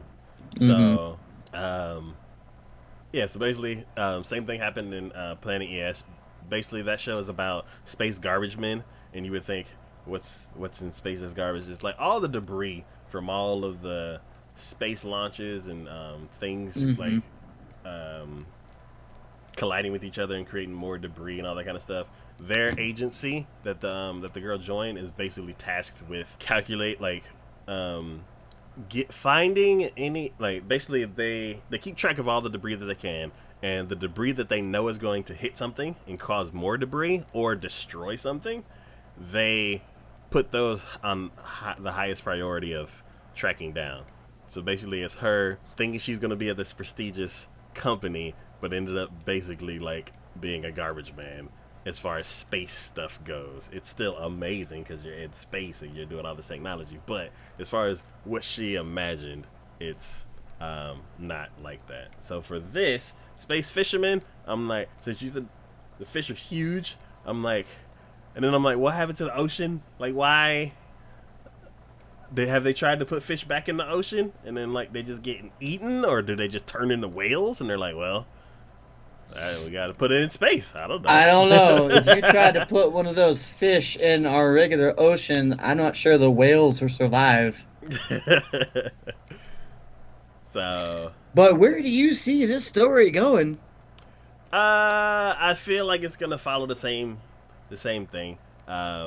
These girls are gonna go into the They're gonna start working for that company, and they have their own preconceived ideas of what it's gonna be like. They're gonna run into all these obstacles and like just kind of become a team and be successful space fishermen, whatever that means. Oh, goodness. So, yeah. Curious to see what that's gonna do. Alright. The next show we're gonna be talking about is SSSS Gridman. So, this show is done by Trigger, which I immediately saw just from the trailer.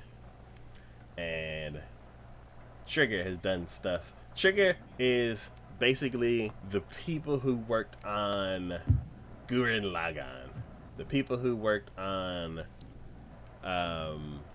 Darling in the Franxx, people who worked on Little Witch Academia, Kisniver, and what is the Kill a Kill?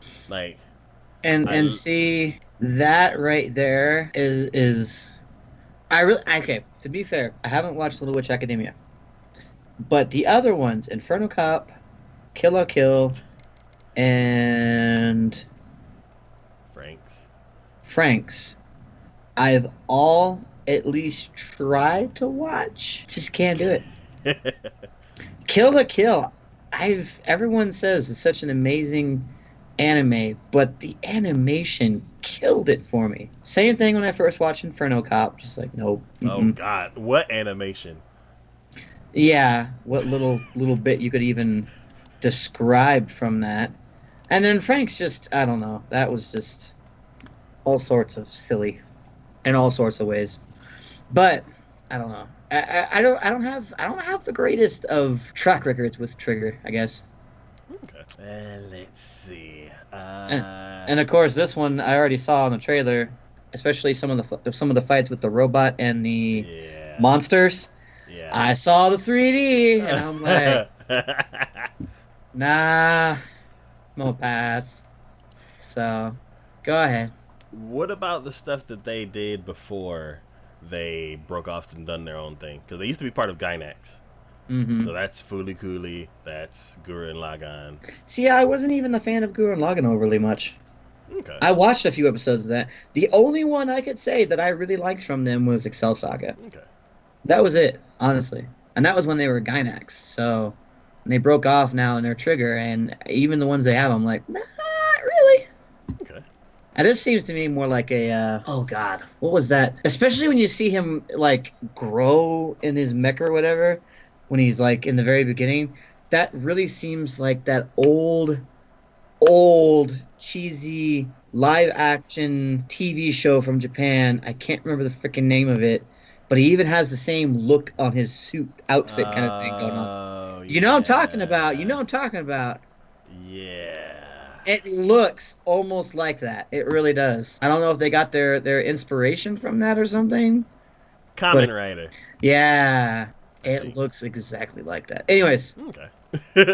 go ahead with the Okay. synopsis on this one. So, snaps goes.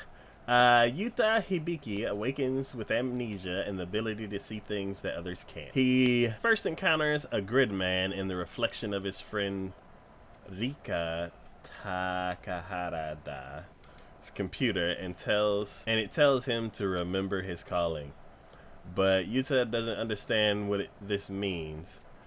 Later, in the distance, he sees an extremely large monster, but it doesn't move. It's only when Yuta gets to school that the two sightings make sense. A monster attacks, and the hero Yuta saw in the computer screen pulls him within the computer and transforms Yuta into the giant hero named Gridman. See, I like how like you were pausing because your brain was like thinking to yourself, going, "Wait, did I just say that? Was that correct?" He pulls him within. No, no, that was right. That was right. All right.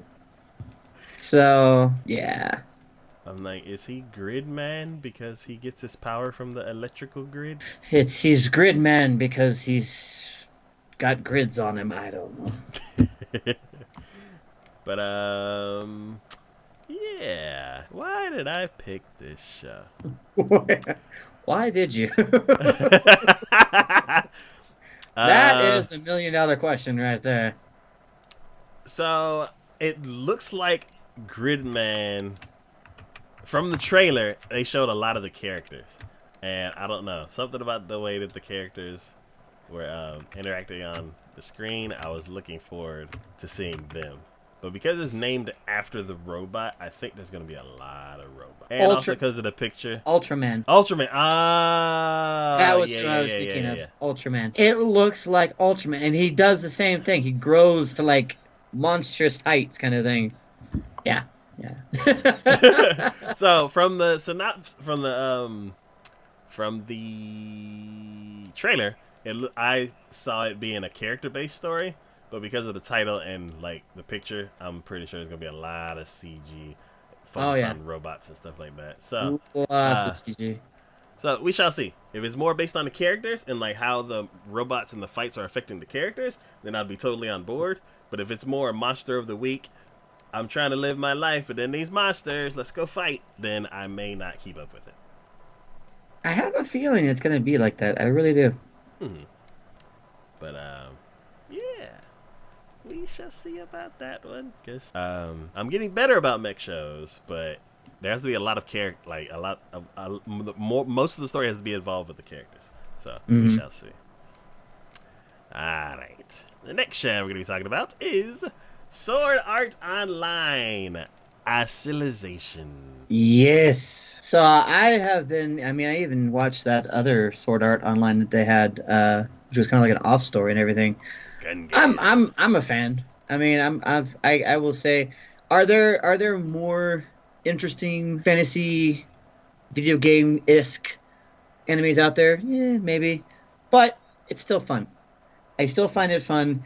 Uh, Kirito in his as the main character, I think still is. I like him as a character. I really do. Um, but anyways, this is done by A1 Pictures, which did the other ones, which I'm eternally grateful for and happy about.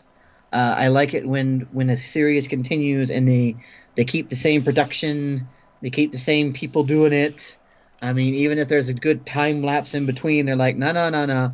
These people did it. They know how to do it. It was popular. It was good then. Because especially with how long a gap it's been, because even though they just came out with that side story, the other one previously that actually had Kirito in it was like way back.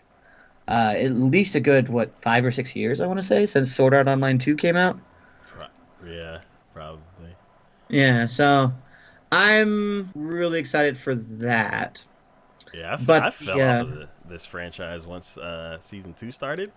mm, I started watching it and then I just kind of moved on to other stuff, and I haven't been like fully back until now this upcoming season. so yeah, I've always been with it. So the synopsis for this one, third season of Sword Art Online, Underworld, the world that could outstrip even SAO. Residents are NPCs who are just like humans. Kirito wanders into and gets lost into an underground. He and his new friends struggle to escape as they unravel the secrets of the new virtual world. See, I think personally, because of the way they set it up with because of the way they set it up with at the end of Sword Art Online 2, I believe that there is so much room for them to just expand in any number of directions with this. I mean, they could probably keep going on this indefinitely just because they can always jump to a new game. Something else goes wrong, something else happens, and they continue on with a new game. So I kind of look at that as pretty cool. I enjoy it. The again, Kirito, always a fun character. I like the fact that they, after his initial stay in Sword Art Online, they had him. They went a little bit more into his character because he was actually learning how to be like an engineer, and he was learning stuff about artificial intelligence and all this other stuff, and great detail and everything. And I was like, wow. I mean, it really drives home the fact that he can understand a lot of these concepts just because that's kind of his wheelhouse. That's kind of what he does, and it's what he's interested in, kind of thing. So I really appreciate stuff like that. Yeah, I mean, I foresee a lot more in depth. Honestly, because of the fact that we already know Kirito. I mean, they said they have new characters, and from the trailer, you can definitely tell that there are definitely new characters, even from the front cover art there. New characters. But I think, there will be a lot of action, but I also think that there will be, since you already know at least Kirito and some of the other people, it's more characterization and development than anything else, Okay. is what I feel is going to happen here. So, um, as far as in the story, what else might happen? Honestly, can't say for sure.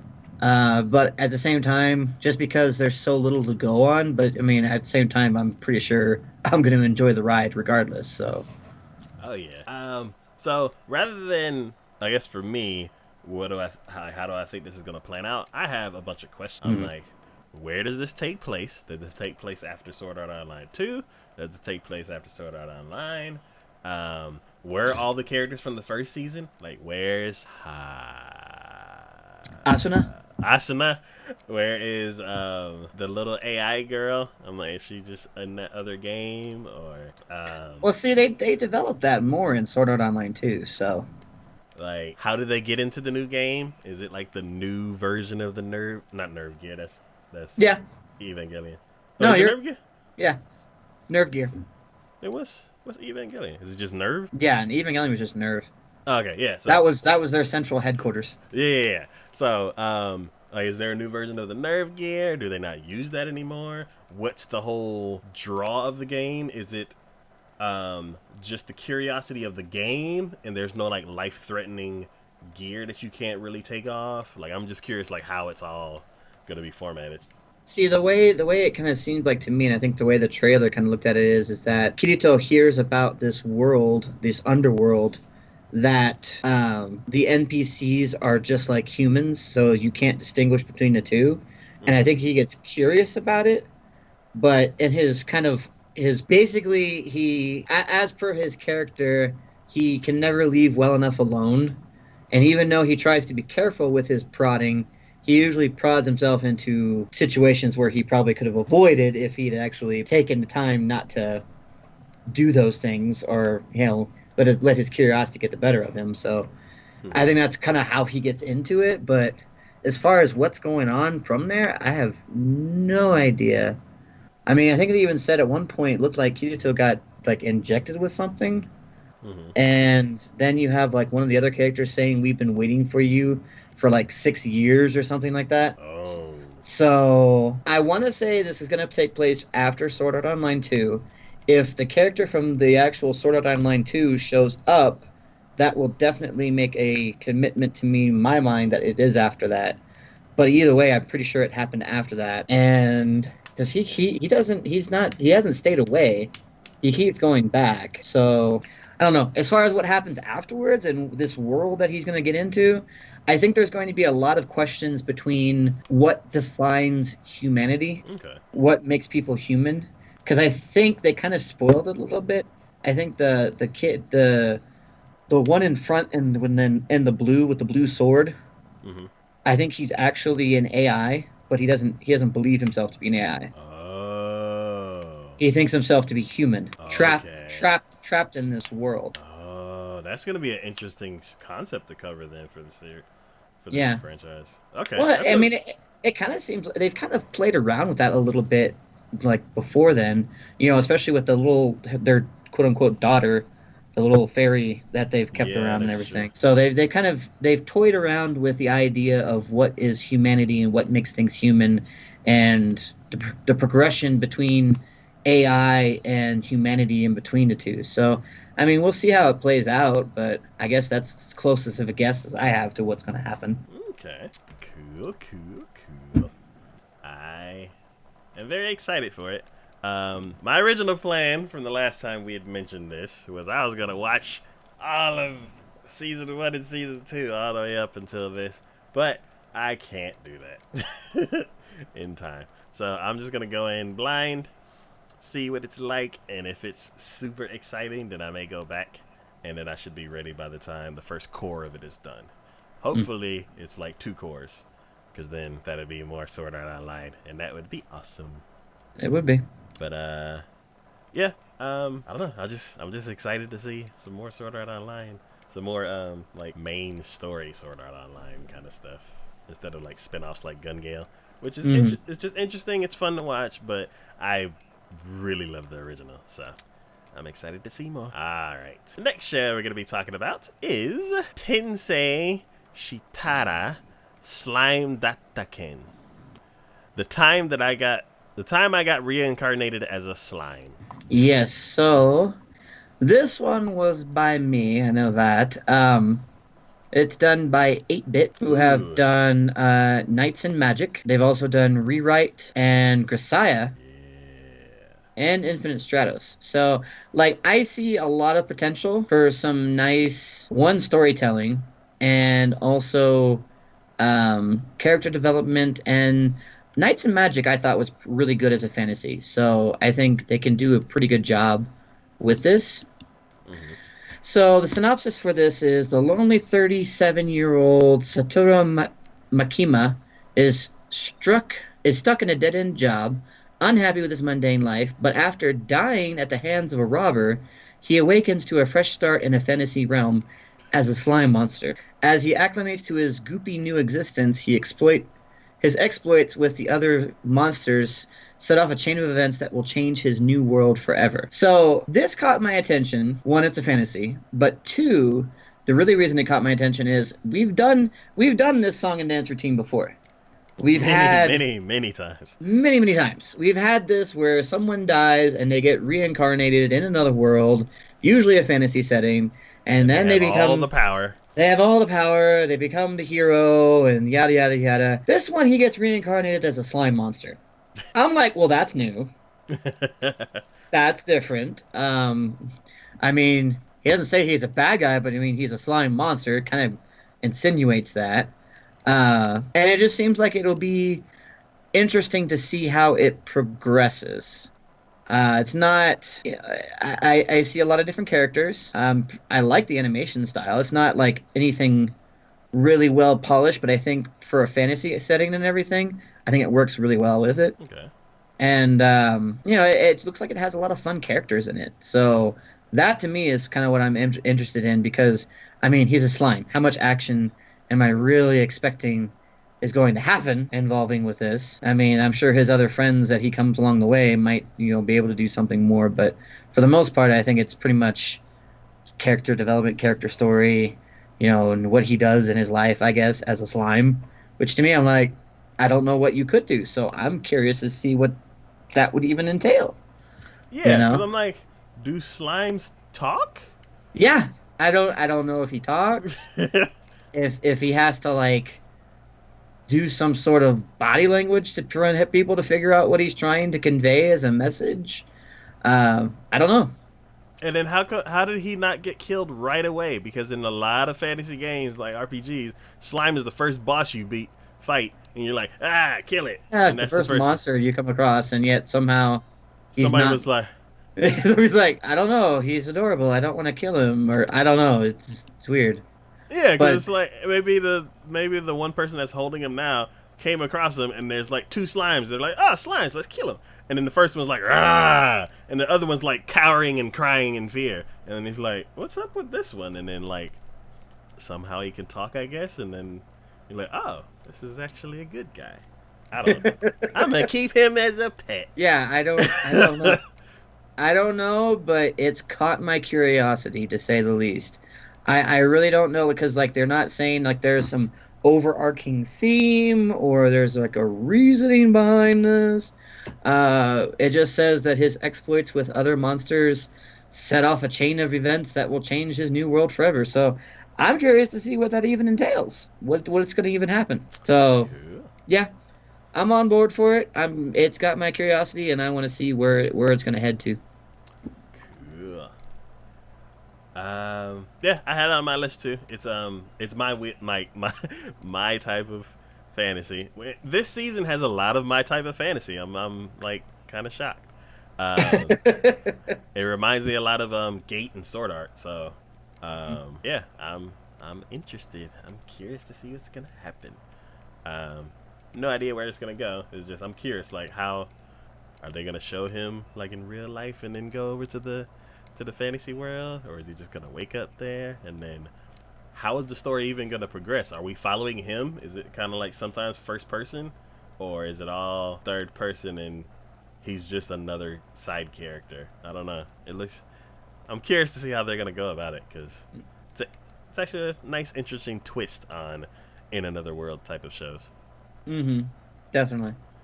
So we shall see. The next show we're going to be talking about is Toaru Majutsu no Index, or A Certain Magical Index Season 3. Yes. I am so happy. I mean, this is just one. This is still done by JC staff, which did the other ones, which has done Index, and did Railgun. So we're continuing along that line, which is awesome. So happy JC staff's taking it up. And really, I mean, it's synopsis for this. It's the third season, so not a whole lot to say there. But I don't know. I mean, I see, looking at the trailer, I see old familiar faces. Same one. A lot of familiar faces we've been seeing over time. A lot of new faces too.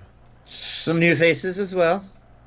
So, it was kind of nice seeing some of these, and I'm like, oh yeah, I forgot about that. Oh yeah, no, yeah. Oh yeah, the girl with the one pant leg. Yeah. or her I guess her guild, her tribe, or the dude with like the spiky, or not the spiky hair, but almost like the fro going on. They're all part of the same guild, I guess. Mm-hmm. And she's like the matron or something like that. Oh, I don't even remember.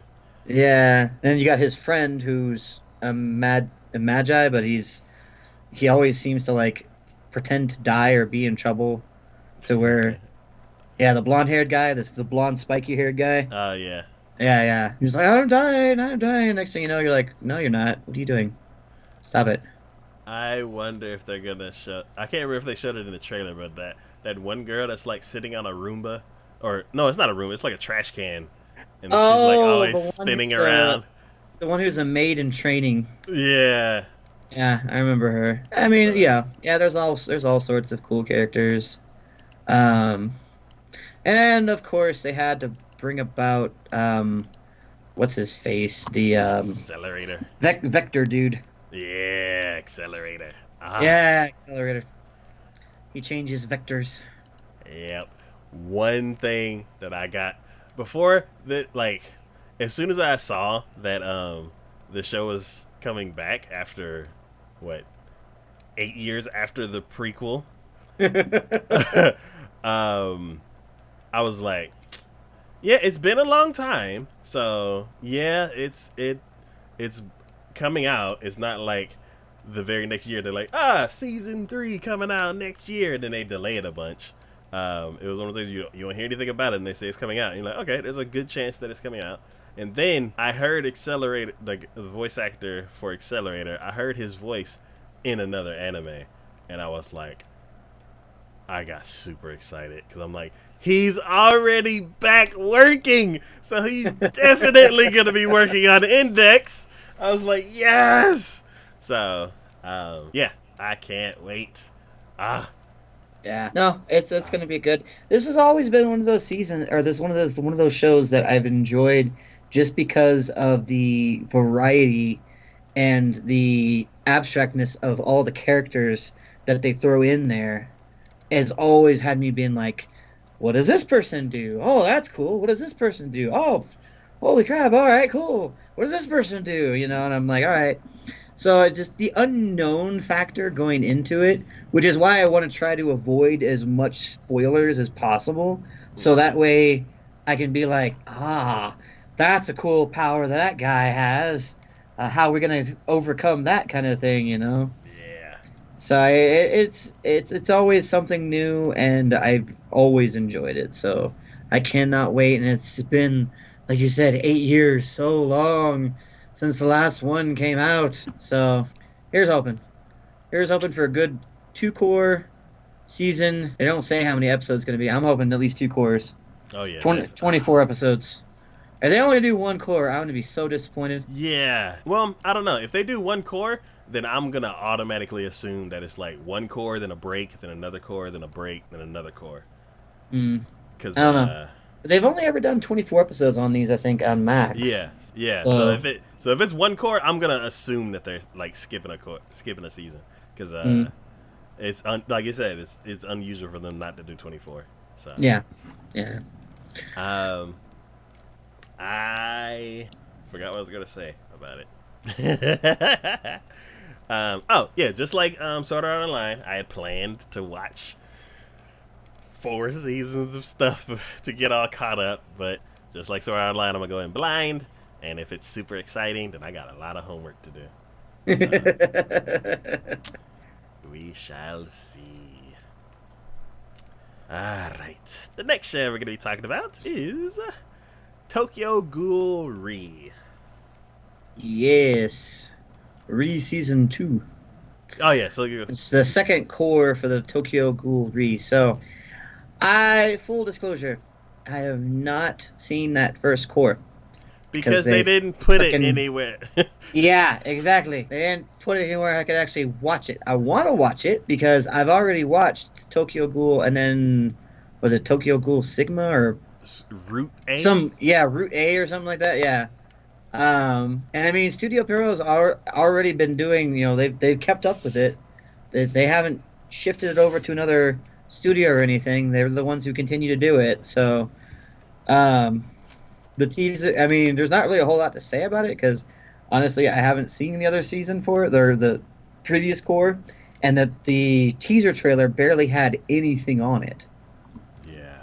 So I'm like, well, come on. Please give me something. But regardless, I still want to watch it. If I can find it. That's the big thing. Crunchyroll. If I can find it. Does Crunchyroll have Tokyo Ghoul Re? No, they don't. It was some weird thing that nobody has. Crunchyroll, Amazon, High Dive. Somebody, please get that license back. No kidding. Yeah, so Tokyo Ghoul Netflix 3, even. Jesus. Sorry, due to licensing limitations, videos are unavailable in your region. Yeah. Which is horrible. Dumb. Absolutely horrible. Yeah. And so that's the first comment I see on Crunchyroll from somebody going, sorry, due to licensing limitations, videos are unavailable in your region. And they go, well, that's the reason people are still using illegal streaming sites for anime. So, and that's true. I mean, people want to watch it, they're gonna watch it. They're gonna find a way. It's gonna happen. So eventually, if I can't find it on a legit site, I'll try to find it someplace else if I have to. I'd rather not, but if I have to, because god dang it, I want to watch it. I'm not even hyped for it anymore because it's like I'm already 3 seasons behind. See, And then now, I'm only one, so I'm like, I still want to yeah, watch it. I still yeah, want to watch I'm 3 seasons behind, and I can't even catch up on easily. Like, it. so yeah. The first series I was mean, cool. it's such a cool concept. Yeah, it's such a Such cool a show, but I gotta pass on it for now yeah. until they act like they have some sense and put it on Crunchyroll. So either way, here's hoping some point soon. Yeah, we shall see. Maybe they'll change their mind. Maybe. Alright. The next show we're going to be talking about is Tonari no Kyuketsuki-san. Or My Mrs. Vampire Who Lives in My Neighborhood. Yeah, I already know the reason why this is on your list. I already know. Because it's cute. Yep, cute girls doing cute things. Yeah. Let's see. It is done by Studio Gokumi. Which looks like they've done a lot of cute girls doing cute things. Yep. I think I found your new studio to follow there, Vicky. Because, oh my goodness, I didn't even realize. I'm like, I've never heard of that studio. I'm like, Yep. oh, yeah, okay. Mm-hmm. So they've done stuff like King Moza, which is like I've literally seen one thing from this, and it's the very bottom of their list. If you go to their list, uh-huh. it's the very bottom of their list. A channel? Nope. Right below that. Below that. I don't You don't have Code Oshikodo? Oh! Oh, you've seen that one? Okay. Yeah, I saw that one. I was curious, and yeah, I think that was along the same time frame as what was that sister anime that was really like the two sisters that were always going after their brother? Kiss Exist? Yes, Oh, that was right around God. the same time, and I saw that, and I just was like, oh my god, oh good lord, anime, what are you doing? So. Yeah, some of my greatest hits from this studio are A Channel, King Moza, and what was that other one? And Ramen Daisuke. I haven't finished Ramen Daisuke, but I liked it. Let's see. The synopsis for this one is: due to a strange incident, Akari is rescued by a vampire girl named Sophie Twilight, and Akari becomes interested in her. That says so much. Okay. And the name Sophie Twilight. Oh my God! Could you not have a girly, cute vampire name? So yeah, cute girls doing cute things with a cute vampire. Basically, that's basically what it all comes down to. Where do I think it's gonna go? I don't think it's gonna go anywhere. I mean, what is the whole the last part of that? She becomes interested in her? Yep. So I don't know what strange incident happens. Maybe the vampire does something, does some kind of spell or some kind of summoning or whatever, and the girl gets like involved in it. That's why she has to rescue her. And then because she like as she's passing out, she sees her flying, and then she's like, I don't think that was a dream last night. I think I think the neighbor's a vampire, and then she's gonna keep bugging her, and then they become friends, and then they drink tea and go to the park together, and that's all they're gonna do. Yep. No, I can totally see that. Is this like the anime season of cute girls doing cute things? Is that what this is? There's a lot of them. There's a lot of them this season. That's probably why my list is so long. Yeah, no, that is probably true. So, anyways. So, yay! I will have me some fun with that one. The next show we're gonna be talking about is Uchi no Maid ga Uzasugiru. That's yeah. Speaking of cute girls doing cute things, Another show that fits in my wheelhouse. It is done by Dogakabo, which I'm gonna watch everything they do. that's just straight. I'm gonna watch everything that they do. I don't even care. Yeah, I'd say this is my favorite studio that does this type of stuff. Story goes. They've done a lot of them. The story goes, the manga centers around Mishia, a little girl who lost her mother at an early age and now lives with her father. Her father employs a maid named Tsubame, who's a former self-defense force official and is also a lolicon. Oh no. Oh no. That's gonna be weird. Well, comedy slice of life. So she's like ex-military, but she loves little girls. This is gonna be weird. Just a little bit. You have all the fun with that one.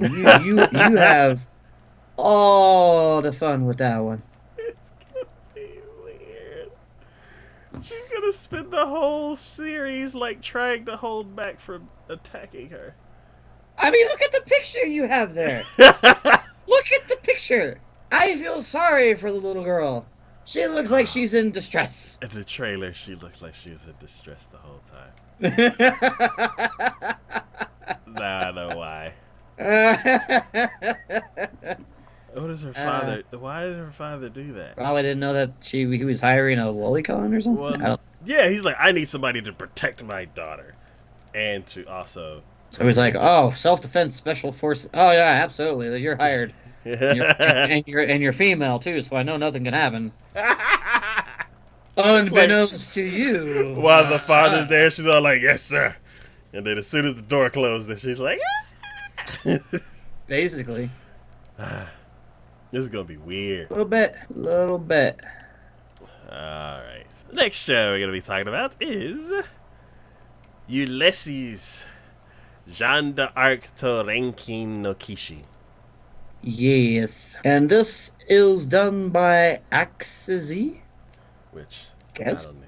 They've done only a handful of shows, and none of them have been fantasy, which worries me. And that's why I read the synopsis on this. I was slightly curious. I went into it, and I was about to drop it, and until I saw the very end of the trailer, and that caught my attention. That's how they're hooking you this season. That's caught my attention. All right, so synopsis for this is the novel series story takes place in 15th century France during the 100-Year War with England. Montmorency, the son of a noble, immerses himself in the study of magic and alchemy at a school for knights. However, after France's defeat at Agincourt, the school is disbanded and Montmorency is forced to flee. While on the run, he meets a miraculous village girl named Jeanne d'Arc. Anyways, so, like I said, I was kind of like, it's maybe that had some interesting things to it. I was okay with the animation. Looks kind of old school. It also looked like at one point he had a fairy, which I was like, okay, that's cool. That's magical. Sure, why not? But, like I said, if you fast forward to... Where is it at? So, it's about 108. 108 on the trailer. Oh, God. Towards the end. Now, mind you, the girl that John is like a blonde, short-haired girl. That's the only blonde, short-haired. Then you have the blonde, long-haired girl on the other side. But once you get up to that... 108? Yeah, it's like, well, because it cuts really quickly, so you get, like, I think it actually starts at like 110, but basically 108, 110, And then you see her fighting, Oh yeah, and yeah, that crazed look in her eye, and I'm like, oh, somebody just went psycho. I yeah. like that. I like that a lot. Okay, you've renewed my faith in this. I'm gonna watch it. If nothing else, just to see her absolutely lose it. Because I mean, was it she had like an arrow through one arm, like she had battle damage, and yet she was still looks like she was kicking some ass at that point. I was like, oh hell yeah, because you see like armor pieces flying. I'm sure she hit somebody in the background, and she's got her freaking sword, and it isn't even unsheathed. It's a sheathed sword, and it looks like she's just decimating somebody. And I'm like, oh yes, please, yes. I love. If there is nothing else in an anime, I love when a character absolutely loses their shit and just goes on a rampage, and I'm just like, yes, heck yes, you just. Mm, you went up there on my book, so yes, absolutely. So Cool. I'm gonna check this one out, if nothing else, just to see where that happens and what happens with that. So Cool. So yeah, I don't really know. I'm like half, like the end of the trailer hooked me too. The beginning of the trailer, I'm like, there's a lot of boobs in this show. I think, and yeah, then he was like, "Oh, are you thirsty? Let me mouth to mouth give you something to drink."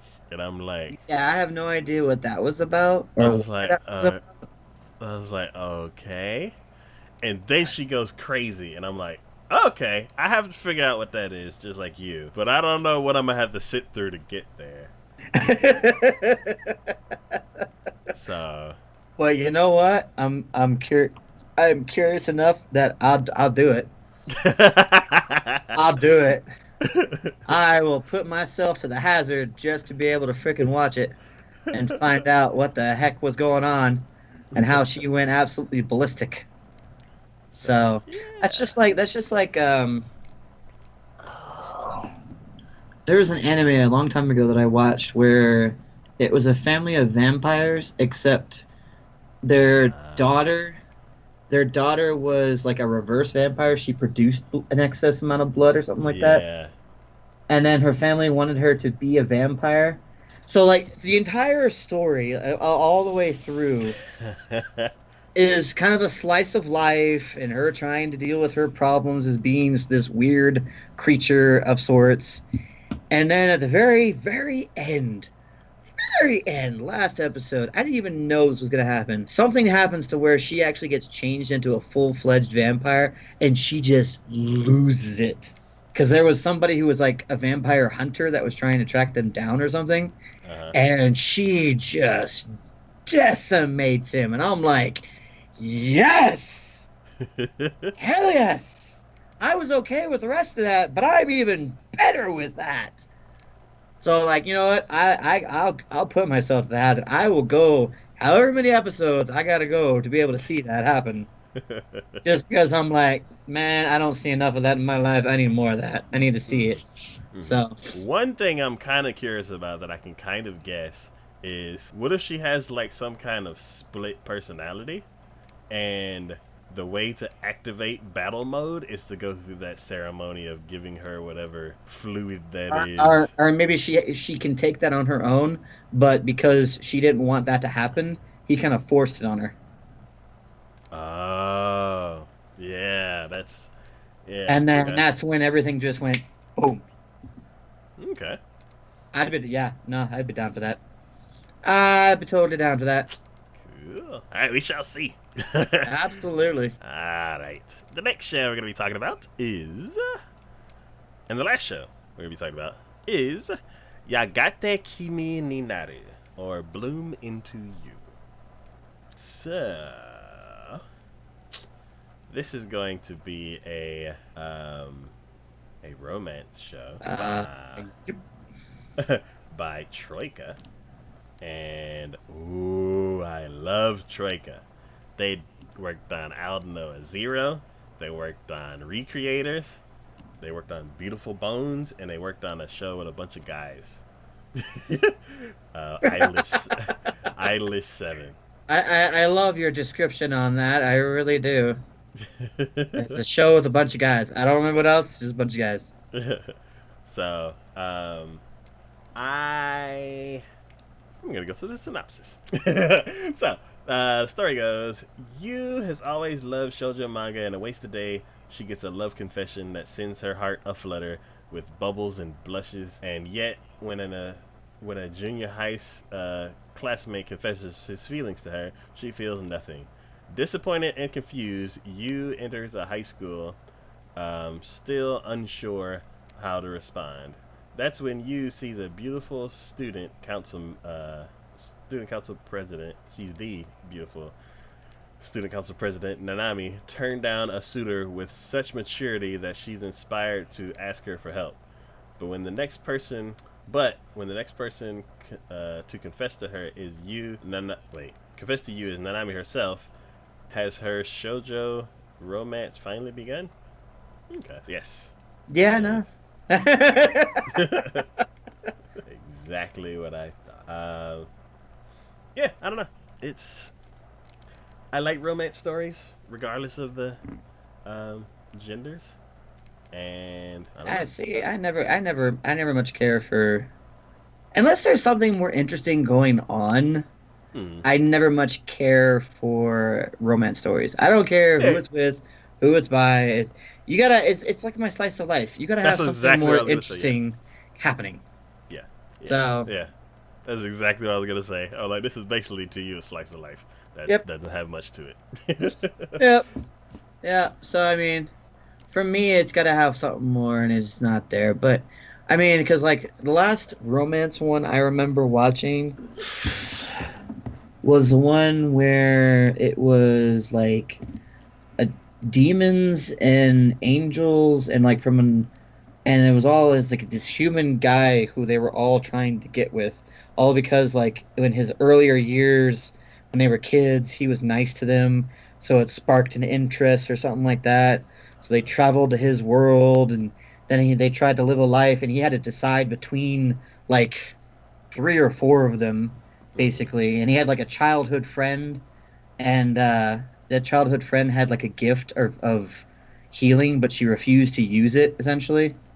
So it was actually killing her because she refused to use it, because she refused to say that she was different in any sort of way, shape, or form. So I remember it because I remember towards the end of it, it was always freaking got me so bad when he basically takes a pair of scissors and stabs himself, or like cuts himself to where he's bleeding out, and forces her to make that decision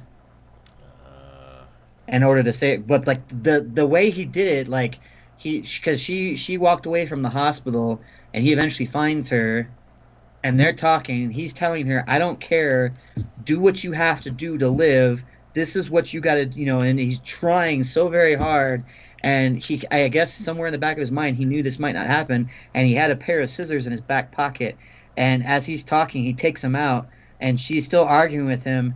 And eventually she stops because he's looking at the scissors in his clenched hand. And eventually he just and she screams. And then next thing you know, this white light appears over where they're at. And, then he's healed. But you're just like, oh my God, to do something like that to that extreme.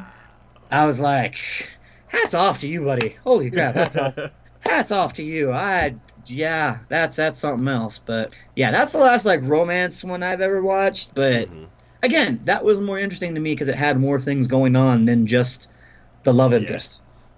So it had angels, demons, and healing powers. You see, there's other things going on. I'm like, all right, cool. I'm okay with that. But yeah. This is Mount Fuji all over again. That's what I'm going to refer to them now as. Any of the ones that are like that, where there's just one basic setup, and that's all there is to it. Be like, it's a Mount Fuji situation. That's all it is. It's a Mount Fuji. It's the camping at Mount Fuji all over again. So. All right. Well, that is it for our thoughts on the upcoming anime for the fall of 2018. Whew, there's been quite a bit of shows we've been talking about. Yeah, this is your season, that's for sure. Oh God, this is gonna. You be better finish at least half of them, Mister. That'll be a record. It would be. I'm expecting 10 shows from you. I'll start 10. You better start 19 and finish 10. Damn it. This season is literally screaming, Big D, this is it. This is your season. Take it now. All of your favorite stuff, it's right here. It's right here. You can't have to go anywhere. Just here, take it. Yeah, fall is going to be very, very interesting. A lot of stuff to be, well, a few shows to be hyped for, a lot of stuff to be interested about, and then me, I got a lot of other stuff. But yeah, we'll be back with our final thoughts for this season in a month. So let's see, what date is that? Dang, it'll be exactly 4 weeks from now. September 30th. September 30th. Yep. So, yeah, then we'll be talking about all the stuff that we finished this season. So, I need to get cracking because I haven't touched anything. I'm at least better off than you then. Yeah. Not by much though. Not by much. I still have a few I need to catch up on. Yeah, I may do it tomorrow because tomorrow's Labor Day. We got the day off, so I may get caught up on some stuff. Absolutely. But yeah, as always, this has been Big D and Shade from TacoYaki Anime, and I thank y'all for watching. Thanks for hanging out in chat. Thanks for supporting the channel in any way you do, and we will see y'all in a month. Bye.